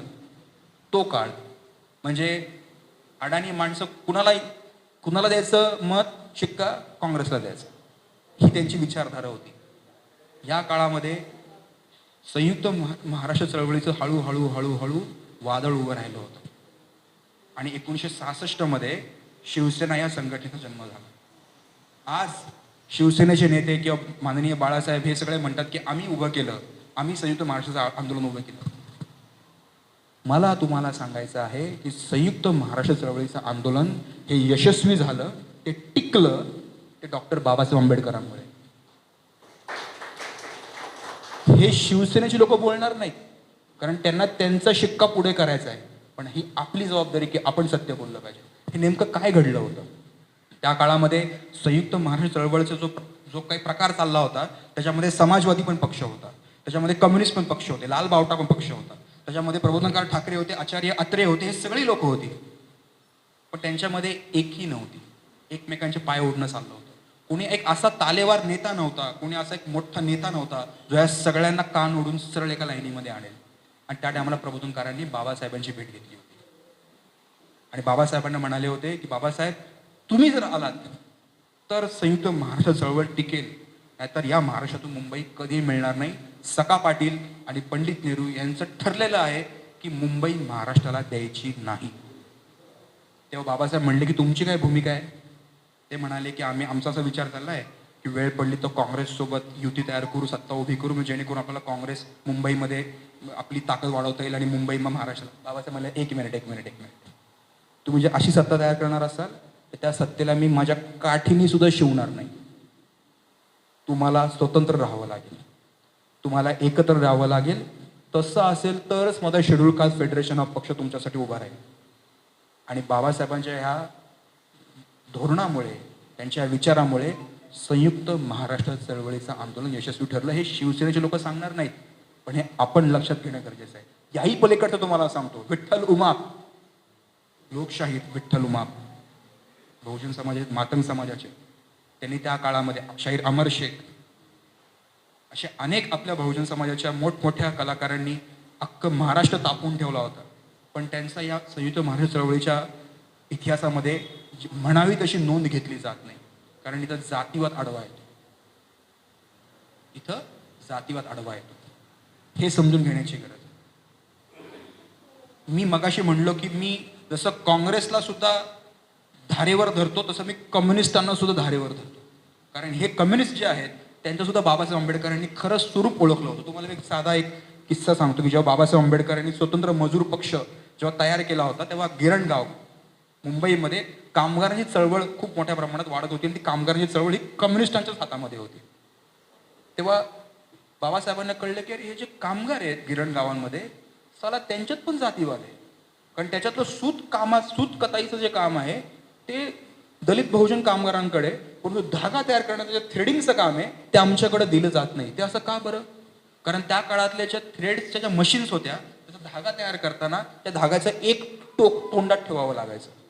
आणि ह्या गुजराती, मारवाडी, सिंधी, सवर्ण शेटजींना असं वाटायचं की जर बहुजन समाजाच्या किंवा दलित समाजाच्या माणसांनी त्या धाग्याचं तोंड जर आपल्या तोंडात ठेवलं तर तुमचा धागा बाटतो, तुमचं कापड बाटतं. बाबासाहेब म्हणले की अरे बापरे, म्हणजे इथं नुसता कामगार असून फरक नाही पडत आहे, इथं कामगारांमध्ये पण जात आहे. म्हणून बाबासाहेब म्हणतात की caste system is not just a division of labour, but it's a division of labourer. म्हणजे जाती व्यवस्था ही इतकं खोल विष आहे की ते फक्त श्रमिकांची विभागणी नाही आहे, तर ती श्रमाची सुद्धा विभागणी आहे. म्हणून त्यांनी स्वतंत्र मजूर पक्ष उभा केला, म्हणून त्यांनी आपली चळवळ कम्युनिस्टांच्या हातात दिली नाही. आणि ह्याचा अजून एक परिणाम तुम्हाला सांगतो. बाबासाहेब आंबेडकर मुंबईमध्ये निवडणूक हारले होते, बरोबर? निवडणूक हारले होते. कुणी त्यांना हरवलं? कम्युनिस्टांनी हरवलं. कॉम्रेड डांगे हे त्या काळामध्ये मुंबईतल्या कम्युनिस्टांचं एक मोठं प्रस्थ असं नाव होतं. त्या कम्युनिस्ट डांगेंनी त्या काळामध्ये बाबासाहेबांच्या विरुद्ध प्रचार केला होता. हा इतिहास आपण का विसरतो? का आपण ह्या चुकीच्या लोकांना आपल्या डोक्यावर बसवतोय? झालं असं काय तुम्हाला मी सांगतो की आमच्या समाजामध्ये कुणी पण येतोय म्हणतो जय भीम, कुणी पण येतो म्हणतो बाबासाहेब आंबेडकर की जय, आणि आमचा समाज हा भावनिक आहे, श्रद्धाळू आहे. तो बाबासाहेबांचं नाव घेतले की तो त्यांच्याकडे वाहत जातो. बघा तुम्ही आता अमोल मितकरींसारखी माणसं जे बाबासाहेबांच्या बद्दल एवढं बोलत होते, ह्या माणसाला आमच्या समाजाने डोक्यावर घेतलं. आज काय करतोय तो? राष्ट्रवादी काँग्रेस त्याची गाय गोठ्यात बांधली पवार साहेबांनी. आज चिडीत चूप आहे, काही बोलत नाही. हे का? कारण आपल्या समाजाला भावनिक करायचं, त्याला वापरून घ्यायचं, त्याला मोबिलाइज करायचं आणि आपली संधी साधून घ्यायची. ह्याला आपल्याच समाजाने विरोध करण्याची गरज आहे. आणि हे जे जबाबदारीचं काम आहे फक्त ओबीसीचं नाही आहे, हे SC ST सगळ्यांचं. मी म्हणालो की का बरं कांशीरामांचा प्रयोग युपीमध्ये यशस्वी झाला आणि महाराष्ट्रात झाला नाही? त्याचं अजून एक कारण म्हणजे शिवसेना. मी काँग्रेसचे तुम्हाला आता समोर वाभाडे काढलेच, मी शिवसेनेचं पण तुम्हाला सांगणार आहे की कसं तुमचा ओबीसी माणूस तुमच्याचपासून तोडला जातो. शिवसेना ही जी उभी राहिली संघटना, ती महाराष्ट्रातल्या सातारा, इचलकरंजी, कोल्हापूर, सोलापूर, कोकण, तळ कोकण इथला जो बहुजन कामगार आहे त्यांच्याच जीवावर उभी राहिलेली संघटना आहे. कारण गिरण गावांमध्ये काम कोण करत होतं? तिथं कोणी सहस्त्रबुद्धे नव्हते, तिथं कोणी परांजपे नव्हते, तिथं कोणी क्षोत्री नव्हते, तिथं सगळे अशीच माणसं होती. त्यांच्या जीवावर शिवसेना उभी राहिली. परंतु जेव्हा शिवसेनेच्या हातात सत्ता आली तेव्हा त्यांनी त्यांचे खरे रंग दाखवले. त्यातला सगळ्यात पहिला रंग त्यांनी कधी दाखवला? जेव्हा नामांतराच्या चळवळीचं आंदोलन सुरू झालं. त्या टायमाला बाळासाहेब ठाकरेंनी इतकी जातीवादी भूमिका घेतली होती, ते म्हणले होते की घरात नाही पीठ तर कशाला पाहिजे विद्यापीठ. का असं? आमच्या बहुजनाच्या जीवावर तुमची संघटना उभी राहते. आमच्या मुलांनी तुमच्यासाठी आंदोलनं केली, मार खाल्ला, तडीपार झाले, अटक झाले, आपल्या कुटुंबाची राख रांगोळी करून घेतली. पण जेव्हा सत्ता आली तेव्हा तुम्हाला बरोबर तुमची माणसं वेगळी आणि आमची माणसं वेगळी हा भेद दिसतो. याच शिवसेनेचं दुसरं जातीवादी उदाहरण तुम्हाला सांगतो. रिडल्स इन हिंदुइझमचं आंदोलन. 80च्या दशकामध्ये जेव्हा रिडल्सचं आंदोलन झालं, बाळासाहेब ठाकरे म्हणले की आम्ही हिंदू आहोत, आमच्या भावना भडकतात, आमच्या भावना दुखावतात. मी म्हणतो की बाबासाहेब आंबेडकरांच्या समोर बाळासाहेब ठाकरे म्हणजे सूर्याच्या समोर काजवा आहे. या देशामध्ये आणि या भारतामध्ये एकच साहेब आहे. पवार साहेब नाही, बाळासाहेब नाही, मोदी नाही, शहा नाही, ह्याव नाही, ध्याव नाही, कुणी नाही, फडणवीस नाही, कुणी नाही. एकच साहेब आहेत, बाबासाहेब आहेत.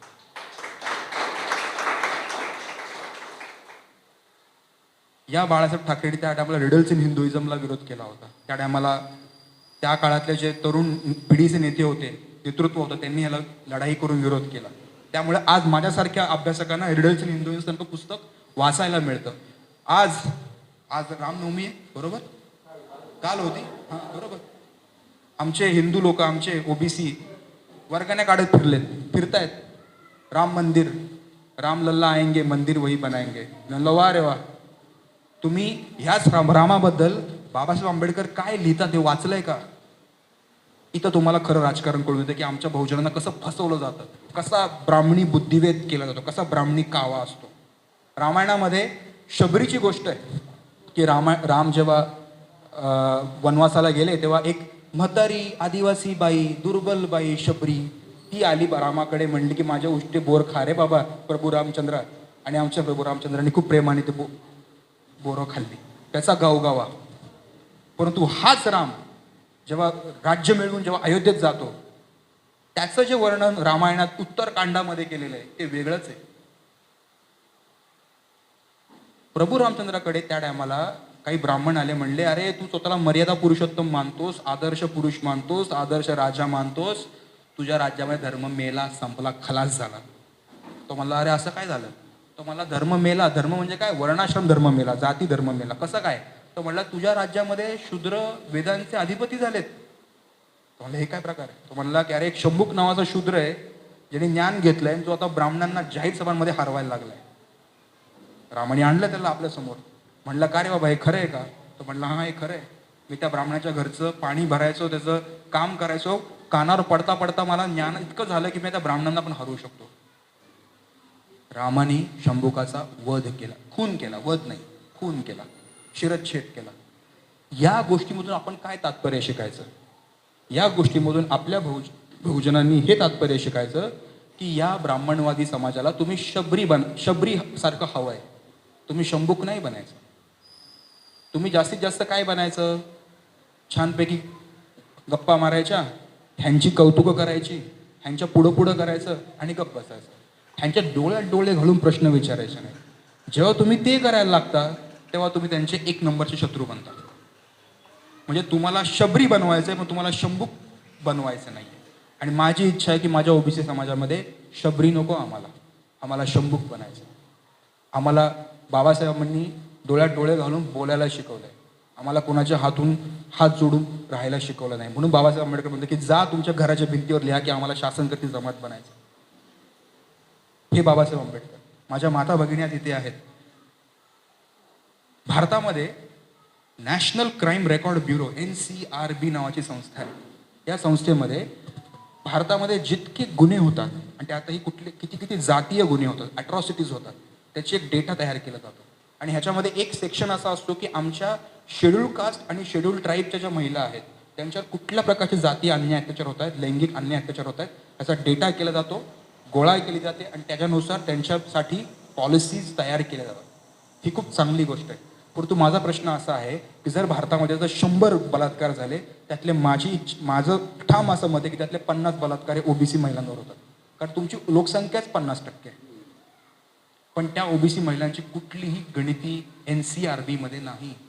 आमच्या महिलांवर काय प्रकारचे जुलूम होत आहेत माहिती नाही. मी तुमच्यासमोर हे पण सांगतो, माझ्या ओबीसी महिला, माझ्या माता भगिनी या आज सगळ्यात जास्त या भोंदू बाबा ढोंगी साधू यांच्या हातून पिडल्या जातात. त्यांच्या सगळ्यात जास्त लैंगिक शोषण जे होते ते आमच्या ओबीसी बायकांचं होतं.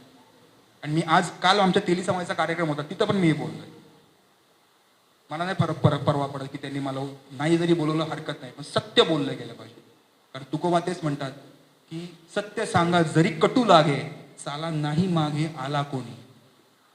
सत्य असत्याशी मन केले ग्वाही, मानियले नाही बहुमता. या आमच्या महिलांचं शोषण होतं पण त्याची कुठली आकडेवारी आमच्याकडे नाही. अहो ही जे सवर्ण काही, आता मी जेव्हा TISS मध्ये होतो, मी युनायटेड नेशन्सचे प्रोजेक्ट हँडल करतो. अमेरिकेमधून शिकलेले तिकडचे NRI ब्राह्मण जे मुलं असतात, प्रोफेसर्स असतात, ते येतात म्हणतात की there is no caste system in India anymore, everybody is equal now, everybody is equal now. मी त्यांना म्हणतो की अहो तुम्हाला कसं कळत नाही? या देशामध्ये दर 5 वर्षांनी गायी किती आहेत, म्हशी किती आहेत, शेळ्या किती आहेत, मेंढ्या किती आहेत, इतकंच काय डुकरं किती आहेत ह्याची सुद्धा संख्या मोजली जाते. आणि त्याची आकडेवारी महाराष्ट्र सरकारकडे आहे, भारत सरकारकडे आहे, पण तुमच्या ओबीसीची संख्या नाही. अरे ह्याचा अर्थ तुमची अवस्था डुकरांपेक्षा खालची आहे. ह्याच्यापेक्षा मोठा जातीवाद काय असतो? ह्याच्यापेक्षा मोठा जातीवाद काय असतो? तुम्ही आमच्या महिलांची कदर करत नाही, आमच्या मुलाबाळांची तुम्ही डॉक्युमेंट्स घेत नाही, डेटा. तुम्ही जर डेटा नसेल तर सत्तेमध्ये वाटा नाही. सिंपल आहे. मी जेव्हा युनायटेड नेशनच्या कामानिमित्त काही ठिकाणी गेलो होतो बाहेर, तेव्हा तिथल्या लोकांनी मला हे सांगितलं की डेव्हलपमेंटसाठी कुठलंही, आजकाल आपण खूप म्हणतो डेव्हलपमेंट पाहिजे, म्हणजे विकास पाहिजे. विकासासाठी डेटा लागतो. Data is a central pre requisite of any development activity. बाबासाहेबांचं जितकं काम आहे, त्यांचं जितकं समाजशास्त्रीय काम आहे, त्यांचं जितकं अर्थशास्त्रीय काम आहे, ते डेटावर आहे. हिंदू कोड बिल हा डेटा ओरिएंटेड लॉ आहे आणि तो इतका प्रखर लॉ आहे की त्याने आम्हाला भल्या हिंदूंना पण कळत नव्हतं, आमच्या हिंदू बायकांना सुद्धा ते कळत नव्हतं. त्यांनी त्यांना विरोध केला होता. त्याने आम्हाला बाबासाहेबांच्या भार्या माई आंबेडकर बाबासाहेबांना म्हणल्या की बाबासाहेब ह्यांना कळत कसं नाही या ओबीसी हिंदू बायकांना की त्यांच्याच भल्यासाठी तुम्ही हे सगळं करताय, पण त्या तुमच्या विरुद्ध आंदोलन करतायत. म्हणतात की ह्यांना काय संबंध, हा दलित माणूस आमच्या हिंदू धर्मात हस्तक्षेप करतोय, धर्मशास्त्र बदलतोय. बाबासाहेब हसले, म्हणले की अगं त्यांच्यावर बुद्धिभेद झालेला आहे. पण त्यांच्या येणाऱ्या ज्या पिढ्या असतील, त्यांच्या ज्या मुली असतील, त्या मला थँक्यू म्हणण्याशिवाय राहणार नाही. आणि आज तसंच आहे. आज माझी स्वतःची सख्खी बहीण डॉक्टर आहे. तिने TISS मधून हॉस्पिटल ॲडमिनिस्ट्रेशन केलं. त्याच्याही पलीकडे जाऊन आता ती TISS मध्येच डेटा सायंटिस्ट म्हणून काम करते, शिकतीये. हे शिकण्याचं, नोकरी करण्याचं, आपल्या इच्छेनुसार आपला जोडीदार निवडण्याचं, वेळ पडली तर घटस्फोट देण्याचा आणि आपल्या बापाच्या प्रॉपर्टीमध्ये समान हक्क मागण्याचा जो अधिकार दिला, तो कुठल्या मनुने नाही दिला, तो आमच्या बाबासाहेबांनी आम्हाला दिलेला. हा आमचा बाप आहे. सावरकर आमचा बाप नाही, हेडगेवार आमचा बाप नाही, कोळवळकर आमचा बाप नाही, टिळक आमचा बाप नाही, महात्मा फुले आमचे बाप आहेत, बाबासाहेब आमचे बाप आहेत. काही दिवसापूर्वी पुण्यातले एक गोडसे नावाचे गृहस्थ आहेत, ते माझ्या फर्ग्युसनला माझ्यासोबत शिकायला होते. ते गोडसेंच्याच कुटुंबातले गोडसे आहेत. मी फर्ग्युसनचा, ते फर्ग्युसनची आमची ओळख आहे. वैचारिक मतभेद आहेत, पण आम्हाला बाबासाहेबांनी शिकवलंय की वैचारिक मतभेद म्हणजे शत्रुत्व नाही. आम्ही एकत्र येतो, बसतो, बोलतो. ते म्हणले की क्षीरसागर साहेब, तुमचं सगळं मला पटतं, पण तुम्ही गोळवलकरांपासून आणि सावरकरांपासून का बरं स्वतःला लांब नेलं? सावरकर सुद्धा जाती व्यवस्थेचा विरोध करतात ना. ते पण म्हणतात ना की जाती व्यवस्था सोडून द्या, असं करा, तसं करा. मग तुम्ही इतके का बरं बाबासाहेबांकडे झुकला? थोडेसे सावरकर पण तोंडी लावा ना. मी म्हणलो नाही. बाबासाहेबांनी आमच्यासाठी हू वर द शूद्रास, शूद्रपूर्वी कोण होते हा ग्रंथ लिहिला. सावरकरांनी नाही लिहिला. आमची खरी ओळख आम्हाला बाबासाहेबांनी सांगितली, सावरकरांनी नाही सांगितली. त्यामुळे तुम्ही आम्हालाही सांगू नका. अजून एक गोष्ट गंमत खूप महत्वाची बरं का, कारण आत्ता कसं आहे, महाविकास आघाडीचं सरकार आहे आणि आपल्या बहुजनांचा कसा बुद्धिभेद करायचा हे काँग्रेस, राष्ट्रवादी, शिवसेनेने ठरवून पॉलिटिकल पॉलिसीज डिझाईन केलेल्या आहेत. त्याचं तुम्हाला मी उदाहरण देतो. जेव्हा राम मंदिर पडलं, 1990चा काळ होता, आणि तुम्ही सगळे समाजातले जुने जाणते आहात. मी मुद्दामून हा मुद्दा तुमच्यासमोर मांडतो, कारण तितकी बौद्धिक क्षमता तुमच्यामध्ये आहे. मी माझ्या समाजामध्ये हे बोलतच नाही, कारण आमचा समाज मागासलेला आहे. तेली समाज हा कामातून गेलेला समाज आहे. त्याला आम्हाला त्या डोक्यातून घाण काढून चांगलं भरावं लागणार. तिथून सुरुवात. तुम्ही मात्र पळणारे, विकासाच्या दृष्टीने जाणारी माणसं आहात. म्हणून मी तुमच्यासमोर हा मुद्दा सांगतोय, कारण कसं तुमचं राजकारण तुमच्यापासूनच हिरावून घेतलं जाईल त्याचं मी तुम्हाला वॉर्निंग देतोय, समजून घ्या. 1990 जेव्हा बाबरी मशीद पडली, तेव्हा बाळासाहेब ठाकरे म्हणाले होते की बाबरी मशीद पाडणारा जर शिवसैनिक असेल तर आम्हाला त्याचा अभिमान आहे. हिंदुत्वाचं त्यांनी कार्ड अतिशय खुलेआम खेळलं. त्याच्यात त्यांना महाराष्ट्र सत्ता मिळाली, केंद्रात सत्ता मिळाली. हे खरंय? खरंय? ओके. त्या टायमाला ते भाजपसोबत सत्तेमध्ये होते. त्या टायमाला प्रमोद महाजन, अडवाणी जेव्हा मातोश्रीवर यायचे, त्या बाळासाहेब त्यांना असं खुजटपणे सांगायचे की तुम्ही आमचे लहान भाऊ, आम्ही तुमचे मोठे भाऊ. ठीक आहे. पण कालचक्र बदललं, सत्ताचक्र बदललं. आता भाजप एका राक्षसी ताकदीसारखा मोठा झालेला पक्ष आहे. तो आता कुणाला जुमानत नाहीये.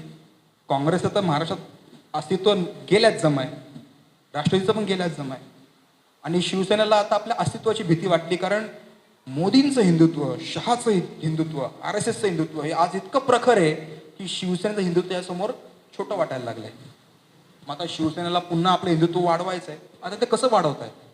तर त्यांनी आता प्रबोधनकार आपल्या समोर आणले की बघा प्रबोधनकार कसे ब्राह्मणशाला विरोध करायचे, बघा प्रबोधनकारांनी धर्माची देवळाची धर्म हे पुस्तक लिहिलं, बघा प्रबोधनकारांनी कसं मनुवादाला विरोध केला. आपल्याला वाटते की प्रबोधनकार आपले, प्रबोधनकार हे आपल्या विचारांचे. पण हे खरं आहे का हो? हे 100% खरं आहे का? हे जर समजून घ्यायचं असेल तर पुन्हा आपल्याला आपल्या बाबाकडे जावं लागेल, बाबासाहेबांकडे जावं लागेल. आणि म्हणून मी म्हणतो की बाबासाहेबांचं बहिष्कृत भारत जे पुस्तक आहे, जे आता शासकीय फोटो झिंको प्रेसनी मोठं असं पुस्तक पब्लिश केले, ते वाचा. बाबासाहेबांचे सगळे बहिष्कृत भारतचे लेख त्याच्यामध्ये आहेत. मासले साहेब, माझी इच्छा की ती कॉपी तुम्ही तुमच्याकडे ठेवा. त्याच्यामध्ये बाबासाहेबांनी प्रबोधनकारांवर टीका केली. काय केली आहे त्यात तुम्हाला कळेल की शिवसेना OBC आणि बहुजनांचं राजकारण कसं नासावतं आणि त्याचसोबत शेड्यूल ट्राईब समाजाला कसं गुलाम करतं. बाबासाहेब म्हणतात की प्रबोधनकार ठाकरे आणि त्यांचे सहकारी गजानन वैद्य हे ब्राह्मणशाच्या विरुद्ध होते, जाती व्यवस्थेच्या विरुद्ध होते. पण त्याच्या मागचं मूळ भूमिका काय होती, त्याच्या मागचं मूळ हेतू काय होते? त्यांचे हेतू हे होते की त्या टायमाला त्यांना अशी भीती वाटत होती की भारतामध्ये मोठ्या प्रमाणात ख्रिश्चन मिशनरी दलितांना, बहुजनांना कन्वर्ट करतायत मुस्लिम मिशनरी दलितांना बहुजनांना कन्वर्ट करतायत आणि जर अशीच जरी कन्व्हर्जन चालू राहिली तर पुढे मागे हिंदूंची संख्या महाराष्ट्रात भारतातून कमी होऊन जाईल. आणि ते जर टिकवायचं असेल, हिंदूंचा कोरम, हिंदूंची संख्या टिकवायची असेल तर आपल्याला काय करावं लागेल? ब्राह्मणशाहीवर विरोध केला पाहिजे. म्हणून ब्राह्मणशाहीला विरोध करा, म्हणून मनुशाहीला विरोध करा, म्हणून जातीव्यवस्थेला विरोध करा. ही झाली प्रबोधनकारांची आणि गजानन वैद्यांची भूमिका. पण बाबासाहेबांची भूमिका वेगळी आहे, पण महात्मा फुल्यांची भूमिका वेगळी आहे. बाबासाहेब आंबेडकर म्हणतात की जर एखाद्या बहुजनाला जर मुसलमान बनायचंच असेल, बनू द्या की, तुमचं काय वाकडं जात आहे. तुम्हाला एखाद्या बहुजनाला ख्रिश्चन बनायचं आहे, बनू द्या की, तुमचं काय वाकडं जात आहे. एखाद्या बहुजनाला बौद्ध बनायचं आहे, बनू द्या की, तुमचं काय वाकडं जात आहे. तुमचं प्रबोधन, तुमची सामाजिक सुधारणेची चळवळ ही मानवाच्या अधिकाराची नाहीये, तर हिंदूंची संख्या कशी मेंटेन राहील याच्यासाठी केलेला प्रयत्न आहे. आणि म्हणून बाबासाहेब प्रबोधनकारांवर टीका करायचे. या टीकेला प्रबोधनकारांनी बाबासाहेबांवर टीका केलेली. ते म्हणतात की बाबासाहेब आंबेडकर हे शिवराळ लिहितात. बघा, या बाळासाहेबांनी नंतर काय गुण उधळलेत जाहीर सभांमध्ये, काय शिवराळ बोलायचे हे अख्ख्या महाराष्ट्राला माहिती आहे. हे प्रबोधनकार बाबासाहेबांना ज्ञान शिकवतात, म्हणतात की आंबेडकर हे शिवराळ लिहितात. आमचे जे व्यावसायिक बंधू आहेत, कारण बाबासाहेब पत्रकार, प्रबोधनकार पत्रकार, शिवराळ लिहितात. बाबासाहेब म्हणतात की ठीक आहे, आम्ही बोलतो शिवराळ, पण आमचं मन साफ आहे. आणि त्याच्या पुढे बाबासाहेब त्यांना एक चिमटा काढतात आणि म्हणतात की तोंडवळ असावं पण शिंदळ असू नये. तोंडवळ असावं पण शिंदळ असू नये. आम्ही बोलतोय, मान्य बोलतोय, पण आमचा हेतू स्पष्ट आहे. आम्हाला हिंदू धर्माच्या कोरम टिकावा, हिंदू धर्माचं मेंटेन राहावं यात आम्हाला इंटरेस्ट नाही. आमचे मानव अधिकार द्या, आमचा सत्तेत वाटा द्या. ही बाबासाहेबांची आणि महात्मा फुलेंची खरी लढाई आहे. आणि हे जर तत्व ओबीसींना कळालं तर आपल्याला कळेल की हे जे शिवसेना आहे, जे त्यांची इच्छा असेल तेव्हा हिंदुत्वाचं कार्ड खेळतात, जेव्हा गरज संपली तेव्हा प्रबोधनकारांचं कार्ड खेळतात. या बुद्धिभेदातून आपल्या लोकांची सुटका होईल. कारण आत्ता कसं होतंय, आत्ताच प्रबोधनकारांचं कार्ड शिवसेना मोठ्या प्रमाणात खेळते. का? कारण बीजेपीच्या बाजूने सगळा ओबीसी समाज उभा आहे. का बरं योगींचं सरकार चालतं युपीमध्ये? यादवांना हरवण्यासाठी या योगींनी निषाद, राजभर, कुर्मी, कुशवाहा हे जे ओबीसी आहेत आणि मांझी आहेत, जे एससी आहेत, त्यांना जवळ केलं, जेणेकरून जाटवांना काउंटर म्हणून मांझी आणि यादवांना काउंटर म्हणून ओबीसी बाकी जाती ह्यांना जवळ करा. आणि हे करून त्यांनी ओबीसींना जवळ करून युपीचं शासन आपल्या हातात घेतले. मायावतींच्या पक्षाची आज नव्हती तेवढी हानी झालेली आहे. आणि हेच मॉडेल आज महाराष्ट्रात पण लागू आहे. आणि ह्याच्यासाठी प्रबोधनकारांचं एक चिन्ह, एक सिंबल तुमच्यासमोर उभा केला जातोय. पण ह्याच्यात तुमच्या हक्काचं, तुमच्या समाधानाचं काही राहणार नाही, तुमच्या फायद्याचं तुम्हाला काही मिळणार नाही. म्हणून या शिवसेनेच्या बोगस प्रबोधनकारी विचारांना तुम्ही पाठिंबा देऊ नका. आमच्याकडे सूर्य आहे, त्या सूर्याला सोडून काजव्यांच्या प्रकाशाच्या मागं धावू नका, त्यांच्या मागं खरंच धावू नका. आज आता मी काही दिवसापूर्वी लक्ष्मण हाके आहेत, आपले राज्य मागासवर्गीय आयोगाचे सदस्य आहेत, त्यांच्याशी आम्ही बोललो, भेटलो. वडेट्टीवार साहेब आहेत, नाना पटोले साहेब आहेत, काँग्रेसचे सगळे नेते बरं का. आत्ताच वडेट्टीवार साहेब हे बहुजनांचे नेते झाले. आत्ताच महाविकास आघाडीचं सरकार झालं, आत्ताच. इतके दिवस वडेट्टीवार शिवसेनेचे नेते होते. नाना पटोले मोदींच्या पहिल्या लाटेमध्ये भाजपचे खासदार होते, आता काँग्रेसमध्ये आले आणि ते पण बहुजन नेते झाले. का हो? काँग्रेसला आत्ता महाराष्ट्रामध्ये ओबीसींना आपल्या हाताशी घेतल्याशिवाय त्यांचा पक्ष जिवंत राहू शकत नाही. आणि म्हणून काय करायचं, तर ओबीसींचं बहुजनांचं कार्ड खेळायचं. म्हणून एक आपला आवाज दाखवावा की आम्ही बहुजनांच्या बाजूनी आहोत, आम्ही ओबीसींच्या बाजूनी आहोत. म्हणून वडेट्टीवारांना पुढं करणं, म्हणून पटोलेंना उभं करणं, हा सगळा खेळ खंडोबा चाललेला आहे. हे समजून घेणं आपल्यासारखे जे जुने जाणते लोक आहेत त्यांनी चाणाक्षपणे समजून घ्यायची गरज आहे. आणि ह्याला प्रश्न राष्ट्रवादीचा, जे म्हणतात की आम्ही फुले शाहू आंबेडकरवादी आहोत. काय लक्षात घ्या, हा, जर लांडग्यानी जर समजा मेंढीचं कातडं पांघरलं तर ती मेंढी म्हणत नसते, तो लांडगात असतो.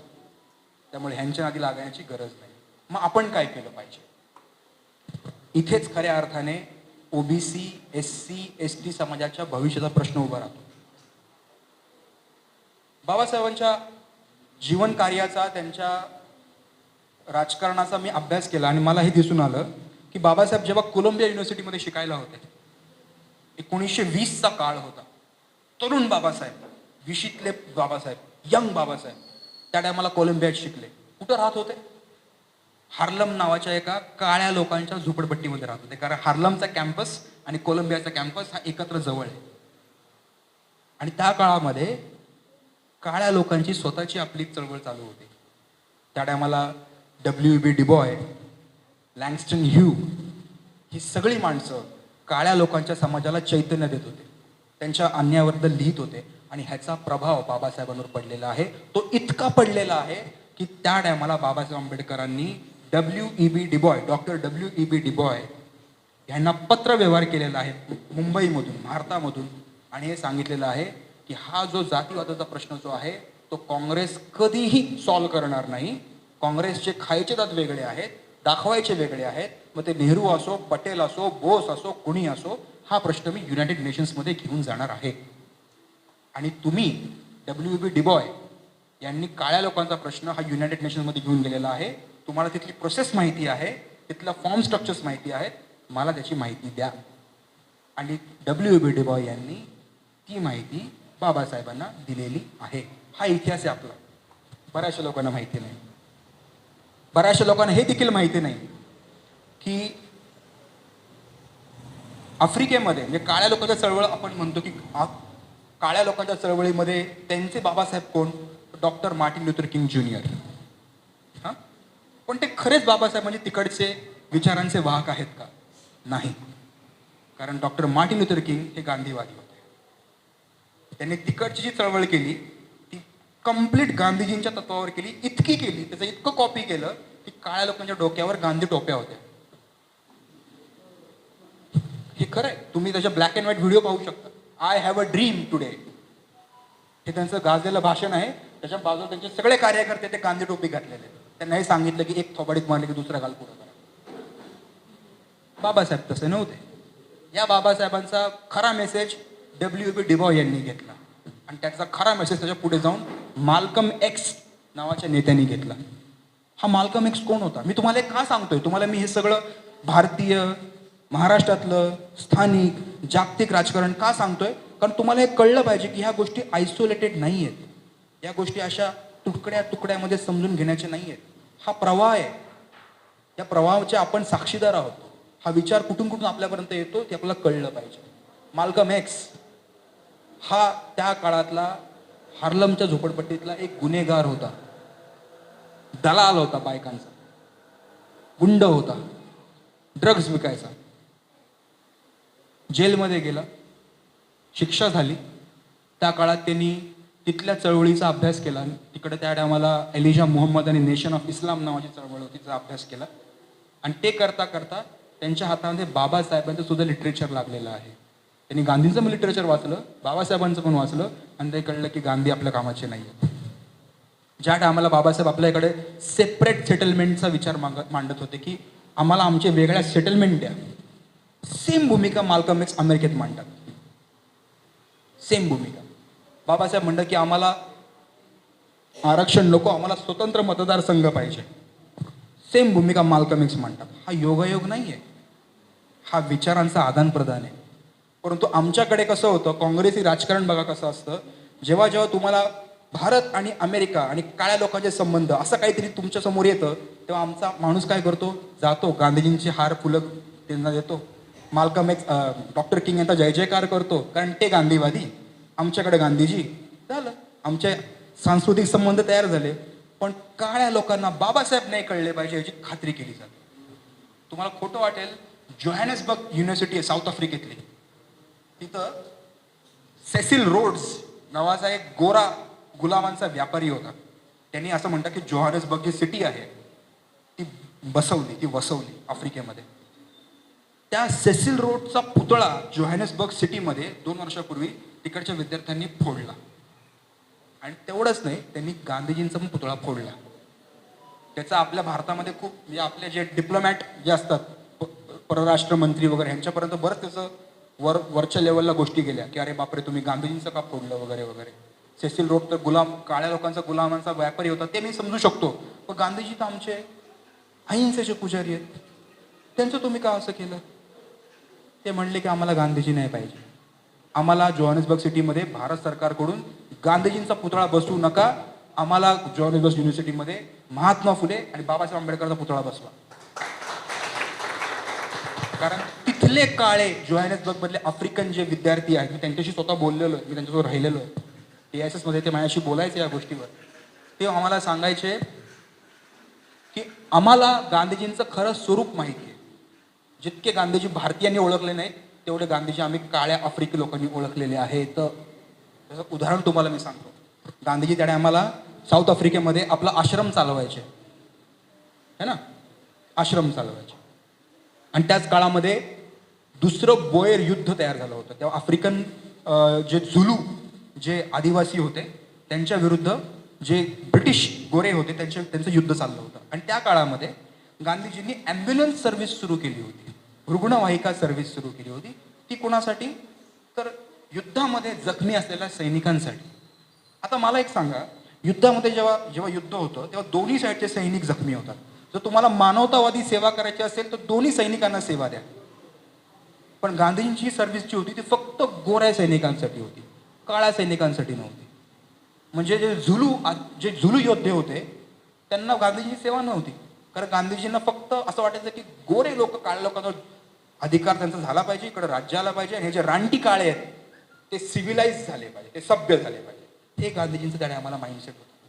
हा एक प्रकारे रेसिस्ट माइंडसेट आहे, हा वर्णद्वेषी माइंडसेट आहे. इतकंच नाही, हेच गांधीजी त्या काळातलं नटालचं जे गव्हर्नमेंट, तिकडे नटाल नावाची जागा आहे, त्या नटालच्या गव्हर्नरच्या पोस्ट ऑफिस हेडला पत्र लिहितात. पत्र गांधीजी, बरं का, आपलेच गांधीजी.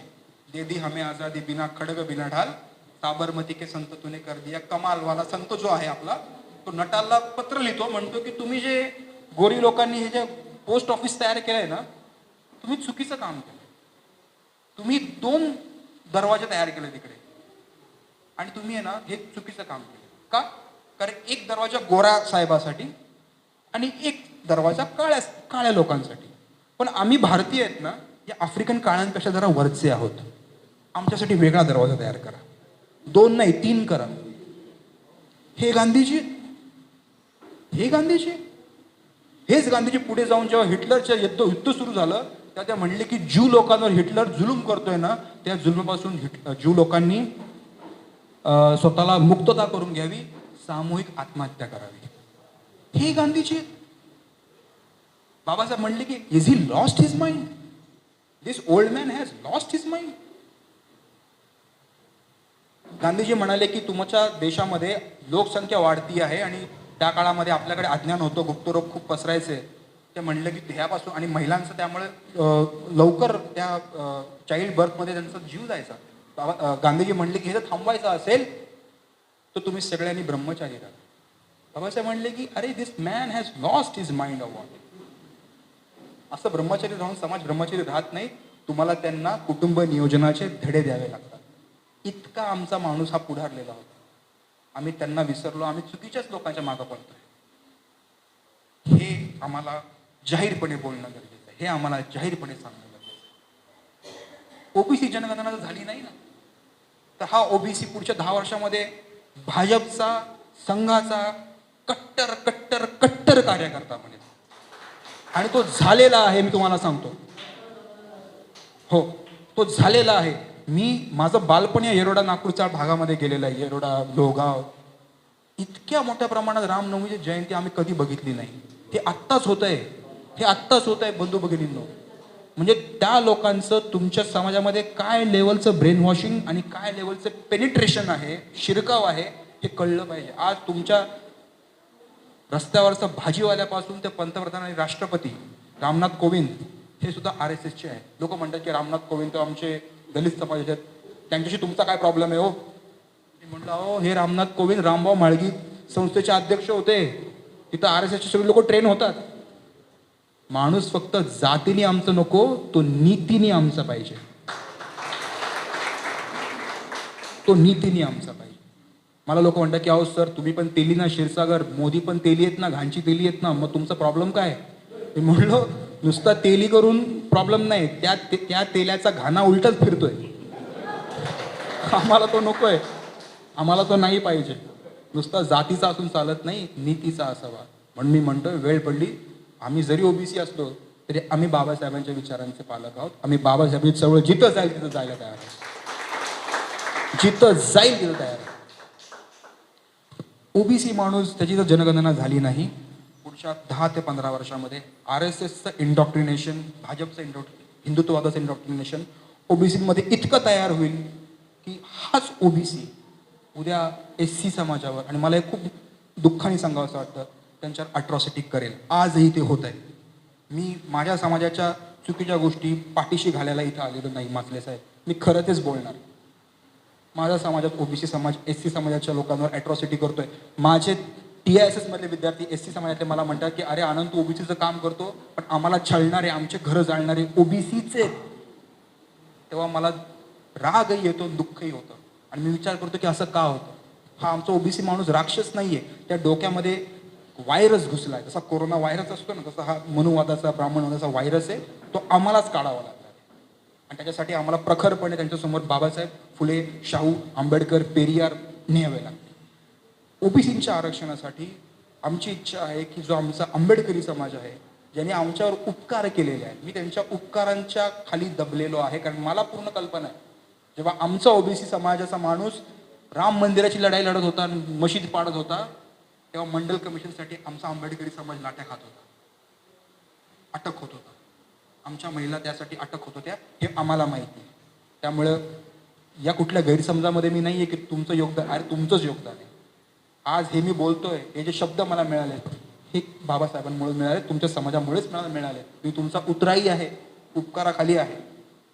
पण माझी इच्छा आहे की तुम्ही सगळ्यांनी आमच्या मागे ताकद बनावं, कारण ह्याच्यामध्ये तुमचं सुद्धा भविष्य आहे. कारण बघा,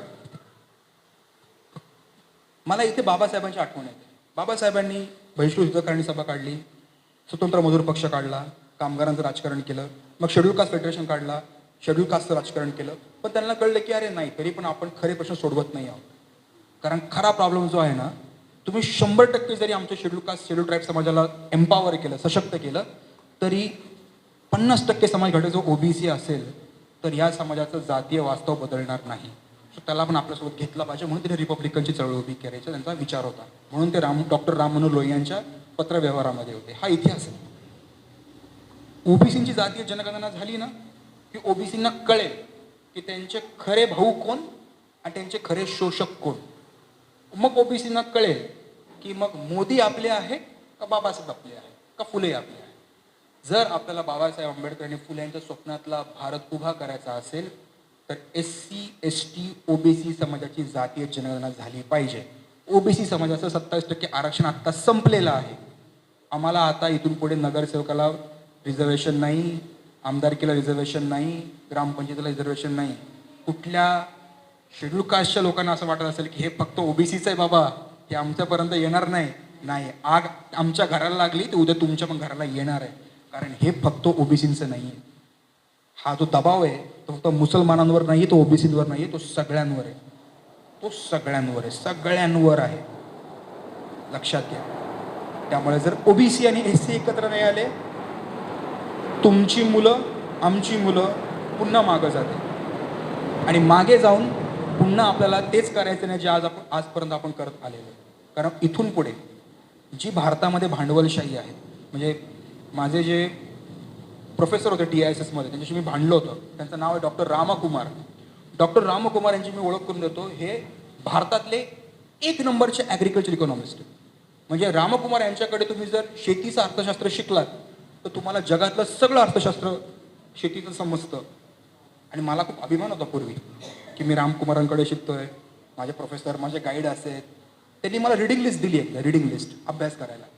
आणि त्या रिडिंग लिस्टमध्ये मॅडम माओ चीनच्या ॲग्रिकल्चर इतिहास आहे, कम्युनिस्टांच्या ॲग्रिकल्चरचा इतिहास आहे, रशियाचा ॲग्रिकल्चरचा इतिहास आहे, जपानचा ॲग्रिकल्चरचा इतिहास आहे, अमेरिकेचा इतिहास आहे, युरोपचा आहे, जर्मनीचा आहे, फ्रान्सचा आहे, ह्या. पण इकडच्या सगळ्या लोकांचा त्यांनी इतिहास मला सांगितला. पण आमच्याच देशामध्ये डॉक्टर बाबासाहेब आंबेडकरांनी ॲग्रिकल्चरवरच, शेतीवरच, small land holdings in India नावाचा एवढा मोठा ग्रंथ लिहिला, त्याची रिडिंग लिस्टमध्ये नाव नाही. आणि हे रामकुमार कम्युनिस्ट. वा रे वा. म्हणजे तुम्हाला जेव्हा तुमचं आंदोलन करायचं असतं तेव्हा बाबासाहेब म्हणजे फोटो घ्यायचे, हातात आणि संविधान घ्यायचं. ऐन टायमाला तुम्हाला बाबासाहेब मुलांना शिकवावं वाटत नाही का? तुम्हाला भीती वाटते की मुलांना बाबासाहेब खरे काय ते कळतील आणि तुमच्या प्रभावामधून मुलं मुक्त होतील याची तुम्हाला भीती वाटते. मी त्या सरांशी भांडलो, म्हणलं तुमचा हा जो कोर्स आहे हा खोटारडा कोर्स आहे. आम्हाला माओस तत्वज्ञान सांगू नका, आमचे बाबासाहेब आम्हाला सांगा. आणि हेच बाबासाहेब त्या टायमाला शेड्यूल कास्ट फेडरेशनच्या सभेमध्ये सांगतात की आम्हाला मार्क्स सांगायची गरज नाही, आम्ही जन्माने शोषित जातीतून जन्माला आलेलो आहोत, आम्ही तर जन्माने कामगार आहोत. तुम्ही आम्हाला कामगारांचं तत्वज्ञान कार्ल मार्क्स आणि फ्रेडरिक एंगल्स आणि रोझा लक्झेनबर्ग यांचं तत्वज्ञान सांगू नका. आम्ही तर जन्मानेच कामगार आहोत. आमचे मार्क्स हे महात्मा फुले आहेत. आमचे मार्क्स महात्मा फुले, आम्ही त्यांना घेऊन पुढे जातो. सो आम्हाला आता हे कळून चुकलंय, ना RSS, ना डावे, ना समाजवादी, ना काँग्रेसवादी, ना राष्ट्रवादी, ना शिवसेना, ना मनसे, कुछ नाही. बाबासाहेब फुले, शाहू, आंबेडकर हेच बाबासाहेब म्हणतात की इथून पुढे या भारतामध्ये ज्याला ज्याला समाजासाठी काम करायचं असेल त्याला महात्मा फुलेंच्या विकासाचा गाभा आणि विचार घेऊनच काम करावं लागतं. आणि तोच प्रयत्न बाबासाहेबांचा रिपब्लिकनच्या बाबतीमध्ये होता. पण दुर्दैव आपलं असं आहे की आज जे दुर्दैव रिपब्लिकनच्या चळवळीचे तुकडे झालेले आहेत ते बघून मन तुटतं. साधारण 200 ते 250 भारतामध्ये रिपब्लिकनच्या संघटना आहेत असं म्हणतात. हे का झालं? हे असं का होतं? हे यासाठी होतं बंधू भगिनींनो की एखाद्या चळवळीचा मोठा नेता जेव्हा कालबाह्य होतो किंवा काळाच्या पलीकडे जातो तेव्हा त्याची चळवळ ही नव्या दमाच्या लोकांनी मागचे चांगले विचार आणि पुढचे चांगले विचार हे घेऊन राबवायचे असते. परंतु जर आम्ही बाबासाहेबांचं दैवीकरण केलं, त्यांच्या नावाने आम्ही जर देव त्यांना बनवलं, त्यांना गाभाऱ्यात ठेवलं, तर मग आम्ही बाबासाहेबांच्या चळवळीला हरताळ फासतो. हे बाबासाहेबांनी अनायलेशन ऑफ कास्ट, बरं का क्षीरसागर साहेब, अनायलेशन ऑफ कास्ट या ग्रंथामध्ये लिहिलेलं आहे. तो जेव्हा ग्रंथ मी वाचला माझा डोक्याचा फ्यूजच उडला. म्हणलं अरे बाप रे बाप, हे तर बाबासाहेबांनी आमच्या ओबीसीसाठी लिहिलेलं आहे. आमचा ओबीसी समाज, मी तेली समाजाचा आहे. संताजी महाराज जगनाडे हे खूप मोठे संत, कारण जेव्हा तुकोबांच्या गाथा बुडवल्या इंद्रायणीमध्ये तेव्हा लोक म्हणतात की चमत्कार झाला, तरंगून आल्या गाथा. तरंगून बिरंगून काही नाही आल्या. ह्याच देहूमधल्या संताजी महाराज जगनाडेंनी ते पुन्हा आपल्या हाताने लिहून काढलं आणि म्हणून अभंगांचा वारसा आपल्या बहुजनांना मिळाला. पण आमच्या तेली समाजाचा प्रॉब्लेम काय? ते संताजी महाराजांची जयंती साजरी करतात, माळी समाज सावता माळ्यांची जयंती साजरी करतात, सेना महाराजांची जयंती साजरी करतात, देवारात बसवतात, जय संताजी जय सावता करतात, घरी जातात. बाबासाहेब म्हणले की भक्ती चळवळ ही तिथंच अपयशी ठरली, कारण त्यांनी त्यांच्या संतांना देवत्वाचा दर्जा दिला. आणि मग सामान्य ओबीसी काय म्हणतो, अरे तुकोबा होते यार, आमच्याकडून तेवढं त्यागाची अपेक्षा करू नका, आम्ही गृहस्थीवाली माणसं, आम्ही थोडंसं मान झुकवतो, आम्ही खरं बोलणार नाही. मग तुम्ही तुकोबाच्या विचारला हा तर फासताय. आता मी तुम्हाला माझा खरा किस्सा सांगतो. काल आमच्यासोबत एक कार्यकर्ते आले, आम्ही तेली समाजाचे. ते म्हणले साहेब, ते आमच्या संताजी महाराजांच्या कार्यक्रमात एक कीर्तनकार होते हबप आळंदीवाले. ते म्हणले की तुकोबांचा चमत्कार. तुकोबांचं जेव्हा गरुड त्यांना घेऊन गेले, मग तिसऱ्या दिवशी ते पुन्हा आले आणि मंदिरातल्या दगडी नंदी बैलाच्या अचेतन काय म्हणतात ह्याच्यातून त्यांना दूध त्यांनी आपल्या मुलीला प्यायला घातलं. ते सगळं बोलले, मी सगळं ऐकलं. म्हणलं तुम्ही हे सगळं थोतांड सांगतो, तुम्ही हे सांगू नका. खऱ्या बैलाला सुद्धा थन नसतात, तुम्ही दगडी नंदी बैलाचं काय बोलताय? तुम्ही काय हे काय चाललंय? जर खरंच बोलायचं असेल तुकोबाचा वध खून कुणी केला हे सांगा. तुकोबांचा घात झालेला आहे. आम्ही आमच्या ओबीसी माणूस तुकाराम बीच साजरी करतोय. अरे तुमच्या माणसाचा ज्या दिवशी घात होतो तो दिवस तुम्ही आनंदाने साजरा करता? तुमचं डोकं फिरलंय? तुम्हाला ब्राह्मणांनी काही शिकवलं आणि तुम्ही काही बोलताय, तुम्ही काही करताय. हे आमच्या ओबीसींना आम्ही सांगतोय. आमच्या ओबीसी ह्यामुळे दुखावले पण जात आहेत. ते म्हणतात की क्षीरसागर साहेब तुमचं भाषण म्हणजे ना असं एक घाऊ दोन तुकडे असतं बरं का, आम्हाला थोडंसं मऊ मऊ द्यायचं. मला मऊ मऊ द्यायचं ना तर मग बाजारात जाऊन आईस्क्रीम खा, माझ्याकडे यायचं नाही. मी सत्य तेच बोलतो, हे सांगण्याची गरज. बाबासाहेब तेच म्हणले, ओबीसीनी तोच प्रॉब्लेम केलाय, संतांना देवारात बसवलं तिथं हरले, शिवाजी महाराजांना देवारात बसवलं हरले. मी मध्ये मनसेचा एक कार्यक्रम होता, त्यांनी मला बोलवलं होतं व्याख्यान द्यायला, तिकडे तेच चाललं होतं, गो ब्राह्मण प्रतिपालक, गो ब्राह्मण प्रतिपालक. मी म्हणलो हो बाबा, हे गो ब्राह्मण प्रतिपालकाचं तुम्ही खूळ आम्हाला सांगू नका. शिवाजी राजांचं स्वराज्य आहे, बहुजनांचं रयतेचं राज्य आहे. या शिवाजी महाराजांच्या सोबत लढणारे 18 पगड जातीचे मावळे होते. काही लोक म्हणतात की शिवाजी महाराजांचे गुरु कोण, माता जिजाऊ आणि तुकोबा. काही लोक म्हणतात की फक्त रामदास स्वामी आहेत. मी म्हणतो मी बहुजन आहे, मी हे मान्यच करत नाही. शिवाजी महाराजांचे गुरु हे जिजामाता पण आहेत, तुकाराम महाराज पण आहेत, आणि तो आदिवासी पण आहे. तो शिवाजी महाराजांना जावळीच्या खोऱ्यामध्ये चोर वाटा सांगत होता की राजे तुम्ही इथून जा तुमचा जीव वाचेल, तुम्ही तिथून जा तुमचा जीव वाचेल. तो पण माणूस त्यांचा गुरुच आहे ना, आहे की नाही. फरक एवढा आहे की त्या काळात आमच्या बहुजनांच्या हातामध्ये पेन नव्हता, लेखणी नव्हती, त्यांनी त्यांचा इतिहास लिहिला नाही, त्यांची नावं लिहिली नाही. ज्यांच्या हातात पेन होता त्यांनी आपली नावं लिहिली, आम्ही आमचे ह्यांचे गुरु त्यांचे गुरु. शिवाजी राजांसारखं एवढं महान व्यक्तिमत्व हे 1 किंवा 2 शिक्षकांच्या जीवावर उभं राहत नाही. असा माणूस आयुष्यभर शिकत असतो, त्याला आयुष्यभर गुरु मिळतात आणि त्यातून तो ज्ञान मिळवतो. मग आमचे शिवाजी महाराजांचे गुरु हे बहुजन समाजातले सुद्धा आहेत.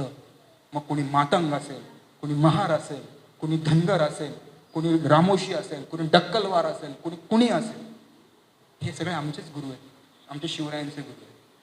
आम्हाला आमचे प्रतीक आमची घेतली पाहिजे, दुसऱ्यांच्या हातात द्यायला का आम्हाला काही हे नाही. आता जाता जाता मी एकच सांगतो, काँग्रेसचा खरा अजेंडा हा तुमच्यावर राज्य करण्याचा आहे, तुम्हाला अधिकार देण्याचा नाही. राष्ट्रवादी काँग्रेसचा खरा अजेंडा तुमच्यावर राज्य करण्याचा, तुम्हाला अधिकार देण्याचा नाही. भाजपचं तर तुम्ही सोडूनच द्या, शिवसेनेचं तुम्ही सोडूनच द्या. मनसे पण एकाच थालीचे चट्टेपट्टे, जे ती मिनी शिवसेना आहे. बघितलं आम्ही, मी जेव्हा कॉलेजमध्ये होतो तेव्हा आम्ही भारलेलो होतो की राज ठाकरे राज ठाकरे. आज त्यांनी भोंग्याची भाषा केली आहे, आम्हाला कळले की हे वाया गेलेलं प्रकरण आहे, वाया गेलेलं प्रकरण आहे. यांची मुलं मात्र कॉन्व्हेंटमध्ये शिकणार, मिशनरी स्कूलमध्ये शिकणार, आम्हाला मराठी भाषा शिकवणार का हो? मी तर माझ्या बहुजनांना सांगतो, स्पॅनिश शिका, रशियन शिका, पोर्तुगीज शिका, कोरियन शिका, जॅपनीज शिका. जा जरा ब्राह्मणांच्या कुटुंबामध्ये मुलं काय शिकतात जरा बघा. त्यांची मुलं विदेशी भाषा शिकतात, फॉरेनला जातात, पाऊंडमध्ये पैसे कमवतात. ते काय आपल्या मुलांपेक्षा हुशार नसत मासले साहेब. थोडंसं जर्मनमध्ये थोडं चिटरपटर करतात, थोडं फ्रेंचमध्ये चिटरपटर करतात, पाऊंडमध्ये पैसे कमवतात. आणि आम्हाला काय कामाला लावलं, मराठी मराठी मराठी. मराठी भाषा ही महाराष्ट्रातून कधीच मरणार नाही. ती कालही मेली नाही, ती आजही मेली नाही, ती पुढेही मरणार नाही. जर कुठली मराठी संस्कृती मरत असेल ना, कुठली मराठी भाषा मरत असेल ना, तर ती ब्राह्मणी मराठी मरतीये, ती ब्राह्मणी संस्कृती मरतीये. आणि ती जर मरत असेल तर ती मरू द्या, माझं स्पष्ट मत आहे. ब्राह्मणी मराठी, ब्राह्मणी भाषा मरू द्या. आज तुम्ही TV चॅनल लावा बरं, सगळे ब्राह्मणीच आहेत, ब्राह्मणच चेहरे आहेत सगळे. पत्रकार सुद्धा सगळे खांडेकर, परांजपे, कुलकर्णी, कोण्णूर, दीक्षित. अहो तुमचे पत्रकार नाही, तुमच्या बातम्या कशा छापून येतील? म्हणून बाबासाहेबांनी पेपर काढले ना, बहिष्कृत भारत, मूक नायक. त्यांना माहिती होतं की काँग्रेसचं सगळं हातामध्ये मीडिया आहे, ते आपल्या बातम्या छापून आणत नाहीत. हे असं होतं की आमच्या टिंगरेनगरला हजारोचं समजा आंदोलन झालं तरी पुण्यातल्या लोकमतमध्ये बातमीच छापून येत नाही. याचा अर्थ असं झालं की जंगल में मोर नाचा किसने देखा. हे बाबासाहेबांना ओळखलं होतं, म्हणून त्यांनी आपले मीडिया हाऊस काढले होते. आपल्याला काढायची गरज आहे. कला, फिल्म्स, नाटक. मी स्वतः फर्ग्युसनमध्ये होतो, मी नाटकाच्या क्षेत्रात 12-13 वर्ष काम केले. ही इंडस्ट्री किती जातीवादी आहे, किती घाणेरडी जातीवादी आहे, ह्याचा मी माझ्या हाताने अनुभव घेतलेला आहे. मी स्वतः जेव्हा मुंबईमध्ये जायचो ऑडिशन द्यायला, मी काही सिनेमात पण काम केलं. 1000ची नोट नावाचा सिनेमा आहे मराठी, तुमची इच्छा असेल बघा, त्यात मला छोटंसं काम आहे. मुंबईला जेव्हा मी जायचो, गोरेगाव, लोखंडवाला जेव्हा ऑडिशन्स होतात, इथं काय प्रकार चालायचा माहिती का मासले सर, क्षीरसागर साहेब? इथं हा प्रकार चालायचा की भली मोठी लाईन असते सगळे स्ट्रगलर लोकांची, ॲक्टर लोकांची, सगळे पंजाब, दिल्ली, चिकणे चुपडे सगळे नाही का, 6 पॅकवाले सगळे पोरं पोरी, सगळे मॉडेल टाईप. आणि तिथं आपला जर माणूस गेला तर त्याला काय सांगितलं जातं, नहीं यार तू ऑडिशन भी मत दे, क्योंकि अपने को अप मार्केट फेस चाहिए. अप मार्केट फेस म्हणजे काय की आम्हाला ब्राह्मण दिसणारा, आम्हाला चिकना रजपूत ठाकूर दिसणारा चेहरा पाहिजे. बॉलिवूड मधले मुसलमान कलाकार हे सुद्धा मुसलमानांमधले अप्पर कास्ट अशरफ आहेत, सवर्ण आहेत, खान. आता बघा शाहरुख खानचा पठाण नावाचा सिनेमा येतो, पठाण. ते पठाण कोण असतं, तो अप्पर कास्ट असतात. जसं आपल्या हिंदूंमध्ये जाती रोटीबेटीचा व्यवहार हिंदूंमध्ये होत नाही, उच्च नीच मानली जाते, मुसलमानांमध्ये पण केली जाते. मला सांगा, दिल्लीतला जे जामा मशीद आहे त्याचा शाही इमाम कोण आहे? तो कुठला तांबोळी आहे का? तो कुठला शिकलगर आहे का? तो कुठला लाल बेगी कम्मी हलालखोर छप्परबंद मुसलमान आहे का? नाहीये. तो सय्यद आहे, तो अप्पर कास्ट आहे. उमर खालिद, त्याला आता कन्हैया कुमार सोबत आंदोलन केलं तर तेव्हा कम्युनिस्टांनी हे रान उठवलं होतं, उमर खालिदला मुक्त करा, उमर खालिदला मुक्त करा, उमर खालिद हा भारताचा विद्यार्थी नेता आहे, असं असं असं. बर बर बर.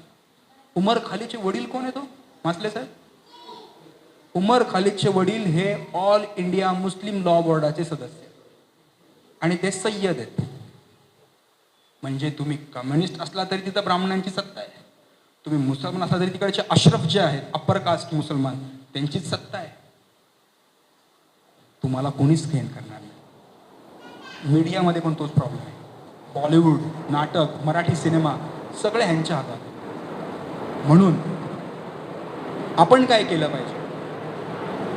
आपल्या हातामध्ये संधी नसेल तर आपल्या हातामध्ये डोळे आहेत. आता जे तरुण मुलं आहेत त्यांना मी सांगतो, आता ह्या ज्या माझ्या भगिनी बसल्यात, तुम्ही नेटफ्लिक्सवर पाहता पिक्चर, ॲमेझॉनवर पाहता. हे नेटफ्लिक्सवाले ॲमेझॉनवाले पैसे कसे कमवतात? 200-200 रुपयाचे यांचे भाडी असतात, पॅकेज असतात. कसे पैसे कमवतात? ते तुमच्या व्ह्युअरशिपवर पैसे कमवतात.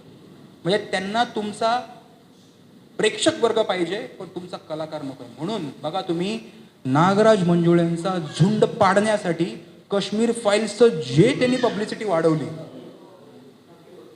पट्टे तुम्हाला? बघा ना, बरं भारताचे मुख्य PM म्हणतात नरेंद्र मोदी, काश्मीर फाईल्स पाहायला पाहिजे. का हो? झुंड का नाही पाहायला पाहिजे मग? बरोबर आहे. जर काश्मीर फाईल्स टॅक्स फ्री होतो तर मग झुंड का नाही होत? झुंडमध्ये असं काय वाईट दाखवलंय? अहो, त्या पिक्चरमध्ये पहिल्यांदा आम्ही आमच्या बाबासाहेबांची जयंती वाजत गाजत पाहिली. माझ्या 30 वर्षांच्या आयुष्यात मी माझ्या आयुष्यात कधी हिंदी सिनेमामध्ये बाबासाहेबांची जयंती, पंचशीलचा झेंडा असा वाजत गाजत पाहिला नाही, जिथं बाबासाहेबांना अमिताभ बच्चन मान आहे हात जोडतो. हेच त्यांना पटत नाही, हेच त्यांना पचत नाही. त्यांना माहिती आहे की अरे हे म्हणजे अवघड प्रकरण आहे, लोकांचे डोक्यामध्ये प्रकाश पाडण्याचं काम आहे, हे थांबवा. म्हणून काश्मीर फाईल्स. आणि म्हणून आता हुडदंग नावाचा सिनेमा आलाय, त्याच्यामध्ये असं दाखवलंय, आम्ही कालच बघितला हुडदंग, तर असं दाखवलंय की ओबीसीचं बंडल कमिशनचं आंदोलन सगळं वाईट आहे, आरक्षण हे फक्त आर्थिक असलं पाहिजे, जाती आरक्षण नको. म्हणजे मराठा माणसाच्या खिशामध्ये 10,000 रुपये, ब्राह्मण माणसाच्या हातात 10,000 रुपये, तेली माणसाच्या हातात 10,000 रुपये, म्हणजे सगळे समान आहे. असं नसतं. ब्राह्मण माणसाच्या हातात 10,000 जरी असले ना तरी तो आपल्या मुलीचं लग्न बरोबर ब्राह्मण वधूवर मेळाव्यातच करतो. तिथं पैसा आडवा येत नाही, तिथं जात आडवी येते.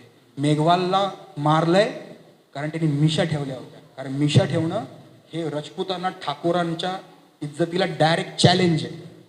तिथे आजही माझ्या राजस्थान माझा मित्र आहे, तो मला सांगतो, तो तिकडच्या SC समाजाचा आहे. तो म्हणतो, आनंद, आमच्या गावामध्ये आजही जर आमच्या समाजाची जर वरात निघाली तर ती घोड्यावर निघत नाही. घोड्यावर बसणं, हातात तलवार घेणं. तलवार का घेतो आपण? आपल्या वधूचं रक्षण करण्याचा त्याचा तो विचार आहे त्यामध्ये. हे जर केलं तर राजपुतांना, ठाकूरांना, क्षत्रियांना डायरेक्ट चॅलेंज दिल्यासारखं आहे.